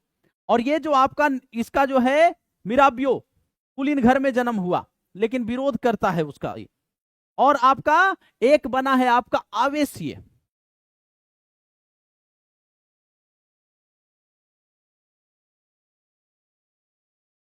उसने एक पत्रिका निकाली और वर्साय में जुटी भीड़ के समक्ष जोरदार भाषण भी दिया। आवेशीय मूलतः पादरी था, एगो तो कुलीन था, एगो पादरी था। और उसने तीसरा स्टेट क्या है शीर्षक से एक अत्यंत प्रभावशाली प्रचार पुस्तिका पैम्पलेट लिखा। आवेशीय, एक आवेशीय और एक आपका कौन है, एक आपका मिराबियो है। मिराबियो जो है वो कुलीन घर में जन्म लिया, यानी विशेषाधिकार प्राप्त है, लेकिन वो विशेषाधिकार का प्रयोग नहीं करेगा। वो इन तीसरे स्टेटों का मदद करेगा कि उन दोनों स्टेट के विशेषाधिकारों के खिलाफ। मिराबियो का बात, आवेश सीए का बात कर रहा है। ये जो आपका है, ये क्या है आपका, ये पादरी है। ये एक पत्रिका निकालता है कि तीसरा स्टेट मीन्स क्या। जल्दी से एक बार सारे बच्चे बताएंगे। हाँ, एक बार तेजी में सारे बच्चे, यहां तक चीजें बिल्कुल क्लियर, कोई समस्या कोई परेशानी किसी भी बच्चे को। तो आपका इंडोर 5 मई 1789 वर्साय में आपका जो है क्या हुआ, ये जनरल स्टेट जनरल का बैठक बुलाया गया। तीनों स्टेट के लोग जो है पहुंचे वहां पे। 300 प्रतिनिधि प्रथम स्टेट, द्वितीय स्टेट 300 और 600 तीसरे स्टेट के, 600 तीसरे स्टेट के। अब जो है जब बारी आई मतदान की कि भाई प्रस्ताव पे मतदान होगा, जो कर बढ़ाया जाना है राजा के लिए, राजा के द्वारा जो लोगों पे अधिरोपित, तीसरा स्टेट ही परेशान होगा कर से। तो बोला गया कि जो पुराना नियम आ रहा है कि प्रत्येक वर्ग एक वोट डालेगा, तीसरा स्टेट बोला कि नहीं, प्रत्येक व्यक्ति एक वोट डालेगा, प्रत्येक सदस्य एक वोट डालेगा। राजा तैयार नहीं हुआ, ये विरोध करके बाहर निकल गए। बाहर निकल के 20 जून को ये आकर के इंडोर टेनिस कोर्ट में जमा हुए और यहां पे नेशनल असेंबली बनाए और बोले कि नेशनल असेंबली तभी भंग होगा जब राजा के जो निरंकुशता, जो अधिकार असीमित हैं, इसको जब तक लिमिटेड ना कर दिया जाए। इनका नेता जो है मिराबियो है और आवेसीय है। मिराबियो जो कि एक कुलीन है, यानी विशेषाधिकार प्राप्त वर्ग का है, लेकिन वो तीसरे स्टेट का मदद कर रहा है क्योंकि वो सामंती व्यवस्था के खिलाफ है। और जो आवेसीय है वो एक पादरी है। आवेसीय क्या करेगा, एक पैम्पलेट निकालेगा, एक पत्रिका निकालेगा कि तीसरा स्टेट क्या। अब एक बार सारे बच्चे बताएंगे, पूरी कहानी को हम बता दिए यहां तक। जल्दी से, कोई ऐसा बच्चा जो अभी तक कहानी को नहीं समझ पाया है। मिराबियो आवेसीय, एक कुलीन एक पादरी, तीसरा स्टेट क्या, आवेसीय के द्वारा एक पत्रिका निकाला गया, ठीक ना। वर्साय में जाकर के मिराबियो जो है वो भाषण देगा। एक बार तेजी में सारे बच्चे, अंतिम बैठक जो बुलाई गई थी, इस बैठक के 5 मई 1789 के पहले वो 1614 में बुलाई गई थी। बैठक बुलाने का निर्णय राजा लेता था कि कब बैठक बुलाना है।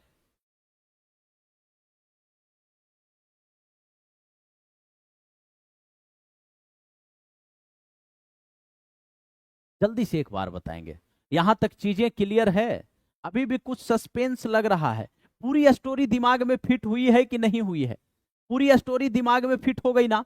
किस तरह से जो आपका है वो विरोध हुआ है, किस तरह से रूसो आपका जो है, किस तरह से जो है मोंटेस्क्यू, किस तरह से लॉक का विचार जो है वो प्रभावित किया जनता को, किस तरह से आम आदमी भी अब राजा के निरंकुशता के खिलाफ जो है वो विद्रोह करेगा, आवाज उठाएगा। क्लियर है? जल्दी से बताएंगे, आगे देखिएगा। टेनिस कोर्ट में शपथ, एक विशाल पेंटिंग के लिए जॉक लुई डेविड द्वारा बनाया गया शुरुआती रेखांकन। यह तस्वीर नेशनल असेंबली में लगाई जानी थी। देखिए देखिए कैसे शपथ लिया जा रहा है भैया, एकदम हाथ ऐसे करके।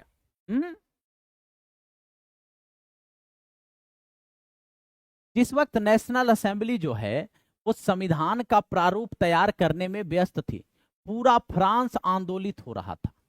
कड़ाके की ठंड के कारण फसल मारी गई थी और पाव रोटी की कीमतें आसमान छू रही थी। बेकरी मालिक स्थिति का फायदा उठाते हुए जमाखोरी में जुटे थे। फसल नष्ट हो गया है, फसल नष्ट हो गया है, पाव रोटी का कीमत आसमान छुएगा। इधर जो डेयरी वाला है वो पाव रोटी पूरा स्टोर में जमा करके रखेगा कि और रेट बढ़ेगा तब माल बेचा जाएगा और महंगा कीमत पे। आगे देखिएगा, बेकरी की दुकानों पर घंटों के इंतजार के बाद गुस्साई औरतों की भीड़ ने दुकान पर धावा बोल दिया। दूसरी तरफ सम्राट ने सेना को पेरिस में प्रवेश करने का आदेश दे दिया। क्रूद भीड़ ने 14 जुलाई को बास्तिल पर धावा बोलकर उसे नेस्तनाबूद कर दिया। आ गए ना गुरु, जहां से कहानी शुरू किए थे वहां पहुंच गए आप, इतने जो है तैयारी के बाद। आप अपने देश में भी देख सकते हैं जमाखोरी कैसे बढ़ता है। प्याज का रेट अचानक से जब बढ़ता है तो आप देखे हैं उस समय क्या करेगा कि प्याज जो है हल्का सा ही रेट बढ़ा के उसको लेकर के स्टॉक में रख लेता है सब। और स्टॉक में रख करके उसको क्या करेगा, जब कीमत और बढ़ेगा तब निकालेगा मार्केट में। तो ये गलत है ना, ये काला बाजारी अपराध है। समझ गए बात को? जल्दी से एक बार बताएंगे। निधि वरुण, तो आप ही स्टेटमेंट आगे का बता दीजिए, सारे बच्चे वहीं से पढ़ लेंगे। हैं, हम बेकार यहां फिर बोल रहे हैं, उस स्टेटमेंट तक हम भी आ रहे हैं, ठीक है? नहीं तो आप ही एक एक का स्टेटमेंट लाइन बाय लाइन वहां से बोलते रहिए, वही कमेंट बच्चा देख लेगा। हैं? देहाती इलाकों में गांव गांव यह अफवाह फैल गया कि जागीरों के मालिकों ने भाड़े पर लठैत लुटेरों के गिरोह बुला लिए। अब खबर फैल गया, अब ये खबर फैल गया कि भाई जो जागीर है,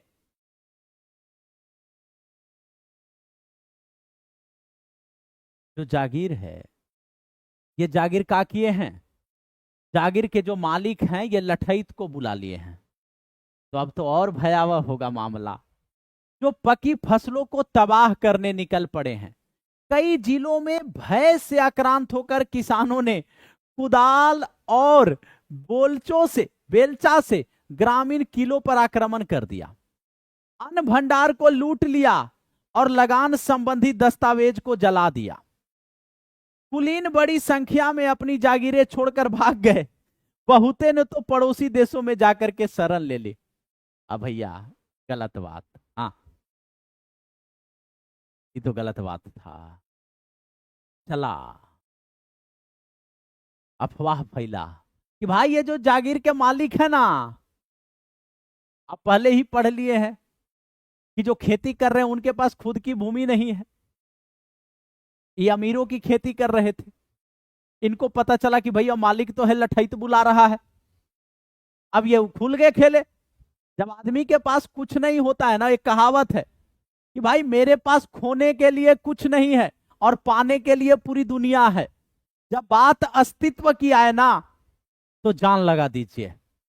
जब बात अपने अस्तित्व की आए, जब बात अपने योग्यता की आए, जब बात अपने प्रतिभा की आए, तो वहां पे जान लगा दीजिए, उसका परिणाम जो होगा वो आपके फेवर में होगा, याद रखिएगा।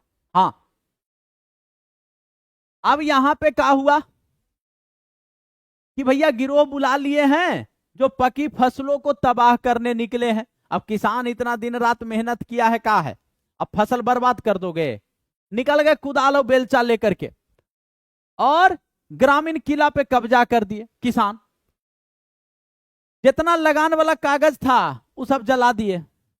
आगे कह रहा है कुलीन बड़ी संख्या में जागीर छोड़ के मरता क्या ना करता, भाग गए, कोई बगल में जाकर के शरण ले लिया। हाँ, अरे बेलचा होता है ये, को देखे ना होंगे, जो इतना बड़ा लोहा टाइप का आगे में लगा रहता है, पीछे लकड़ी का पूरा बेट लगा रहता है, वो मसाला उसाला उठाने के लिए ऐसे उसका यूज किया जाता है। समझ गए? हाँ, बेलचा से, कई मूवी में दिखाता है हीरो बेलचा से मारता है। अपनी विद्रोही प्रजा की शक्ति का अनुमान करके लुईस 16 ने अंततः नेशनल असेंबली को मान्यता दे दी। आवेसिया और मिराबे ये दो ही ना नेतृत्व कर रहे थे नेशनल असेंबली। 20 जून को जो बैठक हुई थी इंडोर नेशनल कोर्ट में,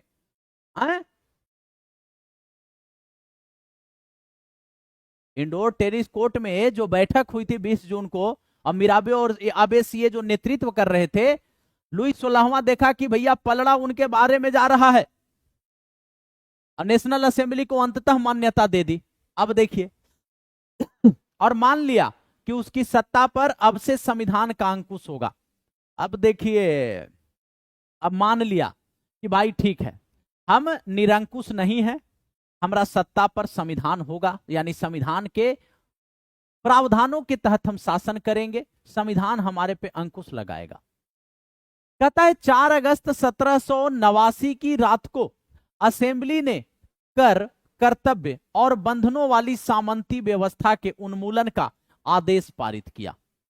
4 अगस्त 1789 की रात को बोले ये जो व्यवस्था चल रहा है भैया, ये जो सामंती व्यवस्था है, ये जो कर का मामला है, ये जो कर्तव्य का मामला, इसके समाप्ति के लिए, उन्मूलन के लिए प्रस्ताव, पादरी वर्ग के लोगों को भी अपने विशेषाधिकारों को छोड़ देने के लिए विवश कर दिया गया, मजबूर किया गया। पादरी है तो धार्मिक कर समाप्त कर दिया गया और चर्च के स्वामित्व वाली भूमि जब्त कर ली गई।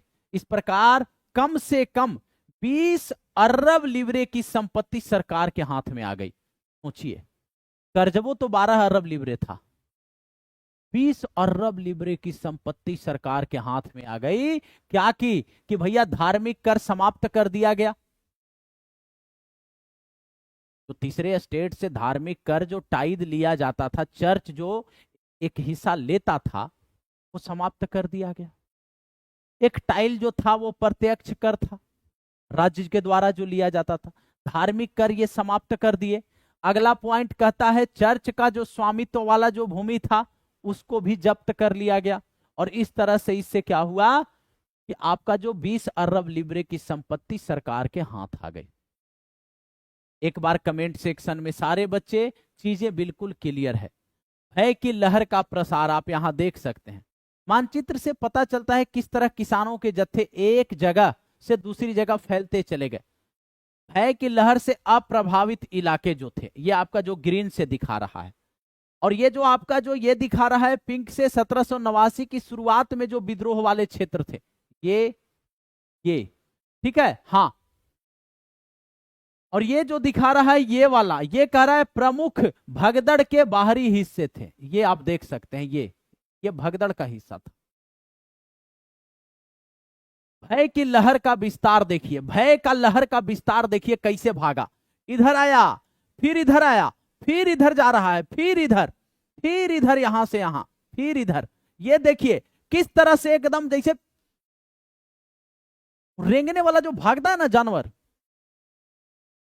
उस तरह से ही भाग रहा है। सब देख रहे हैं किस तरह से ये जितना एरो दिखा रहा है, ये देख रहा है कि किस तरह से भय जो है लोगों में क्या हो रहा है, भय की लहर का विस्तार किस तरह से हो रहा है, किस तरह से लोगों में क्या हो गया है, किस तरह से लोग भय में आ गए हैं। इस तरह से ये एरो दिखा रहा। अब एक बार जल्दी से कमेंट से क्या किया जाए, आज कंप्लीट किया जाए कि कल पढ़ाया जाएगा, जल्दी से कमेंट में बताइएगा। आज कंप्लीट किया जाए या कल कंप्लीट किया जाएगा। फ्रांस संवैधानिक राजतंत्र बन गया, आज कंप्लीट किया जाए भैया, जल्दी से बताइएगा एक बार कि कल किया जाएगा। है तेजी में एक बार बताइएगा सभी बच्चे।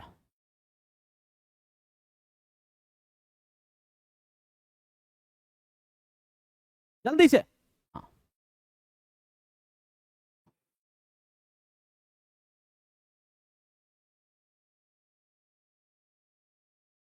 थोड़ा ना है अभी आपका, देखिए कि 35 और 40 और है। अभी 35 पेज पढ़े हैं, 40 पेज और है, 40 पेज और है। जल्दी से फिर से कहानी, हाँ फिर से कहानी पढ़ लेंगे। फ्रांस संवैधानिक राजतंत्र। नेशनल असेंबली ने सन 1791 में संविधान का प्रारूप पूरा कर लिया। इसका मुख्य उद्देश्य क्या था, सम्राट की शक्तियों को सीमित करना। तो 1791 में नेशनल असेंबली संविधान का प्रारूप क्या किया, पूरा कर लिया। कब, 1791। ठीक है, हाँ आगे देखिएगा। हाँ, अब कहता है कि सम्राट की शक्तियों का सीमित करना इनका मुख्य उद्देश्य था कि ये निरंकुश जो है ये नहीं रहेगा। एक व्यक्ति के हाथ में केंद्रीकृत होने के बजाय अब इन शक्तियों को विभिन्न संस्था यानी कि विधायिका, कार्यपालिका एवं न्यायपालिका में विभाजित एवं हस्तांतरित कर दिया गया। अब केवल राजा के हाथ में पूरी सत्ता नहीं रहेगी, अब विधायिका, कार्यपालिका और न्यायपालिका, इनके बीच में क्या होगा, अब इनके बीच में जो है वो विभाजन एवं हस्तांतरित हो जाएगा सत्ता। कहता है कि इस प्रकार फ्रांस में संवैधानिक राजतंत्र की नींव पड़ी। चित्र 7 दिखाता है कि नई राजनीतिक व्यवस्था कैसे काम करती थी। तो विद्रोह हुआ, विद्रोह के बाद जो है आपका जो है ये मामला हुआ। क्लियर, सारी चीजें जल्दी से एक बार बताएंगे। ये देखिए, पुरुष एवं नागरिक अधिकार घोषणा पत्र का 1790 में ले बारबिए द्वारा बनाया गया चित्र। दाईं ओर की आकृति फ्रांस को और बाईं ओर की आकृति कानून को निरूपित करती है। ये देखिए, पुरुष एवं नागरिक अधिकार, आदमी स्वतंत्र पैदा होता है, स्वतंत्र रहता है और उनके अधिकार समान होते हैं।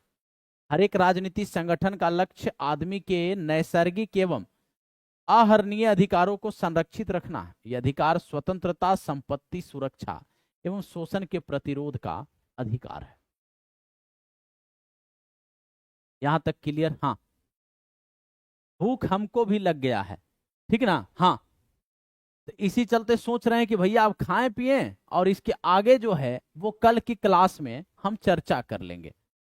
कमेंट में आज पहला क्लास था वर्ल्ड हिस्ट्री का, तो सभी बच्चे ये जरूर बताएंगे, सभी बच्चे कमेंट सेक्शन में ये जरूर बताएंगे कि कैसा लगा ये आज का क्लास। इसके आगे कल 8 बजे से कंटिन्यू रहेगा। कल ये चैप्टर आपका कंप्लीट हो जाएगा। परेशान नहीं होना है। आज जितने स्टोरी को पढ़े हैं डेटा के साथ, सन ईस्वी के साथ, उन सारे सन ईस्वी डेटा को हम कल की क्लास में भी पुनः वैसे ही रिवीजन करवा देंगे, तो एकदम दिल बाग बाग हो जाएगा आपका। समझ गए ना? परेशान बिल्कुल नहीं। एक बार सेशन को सारे बच्चे लाइक और शेयर कर देंगे। कल मिलते हैं आपसे हम 8 बजे। आज हर एक बच्चा कमेंट सेक्शन में ये जरूर बताएगा कि भैया आप जो उम्मीद हमसे लगाए थे, क्या हम उस उम्मीद पे खरे उतरे हैं? कोई शिकायत, कोई शिकवा, अगर समझाने में कोई कमी रह गई हो, आप जरूर कमेंट सेक्शन में बताइएगा। कल की क्लास में शिकायत का मौका दोबारा नहीं मिलेगा। वो याद है ना मूवी कि शिकायत का दोबारा मौका नहीं मिलेगा। जरूर बताइएगा कैसा लगा कमेंट सेक्शन में सेशन के एंड होने के बाद। ठीक है, सभी को शुभ रात्रि, सभी को भैया गुड नाइट और सभी को हर हर महादेव। बहुत बहुत धन्यवाद सभी का। कल मिलते हैं फिर। बहुत बहुत धन्यवाद सभी का। पीडीएफ के लिए आप टेलीग्राम ग्रुप ज्वाइन कर लेंगे, Bihar GK by Vivek sir. PDF हम वहीं पे अभी जस्ट अपलोड कर रहे हैं, 2 मिनट में हम पीडीएफ अभी डाल दे रहे हैं। तो जो ज्वाइन नहीं किए होंगे उसको ज्वाइन कर लेंगे Bihar GK by Vivek sir Telegram group को। कोई परेशान होने वाली बात नहीं, आराम से चिल मोड में तैयारी कीजिए। अब वर्ल्ड हिस्ट्री का जब जीमा उठा लिए हैं तो पूरा कंप्लीट करवा कर ही मानेंगे।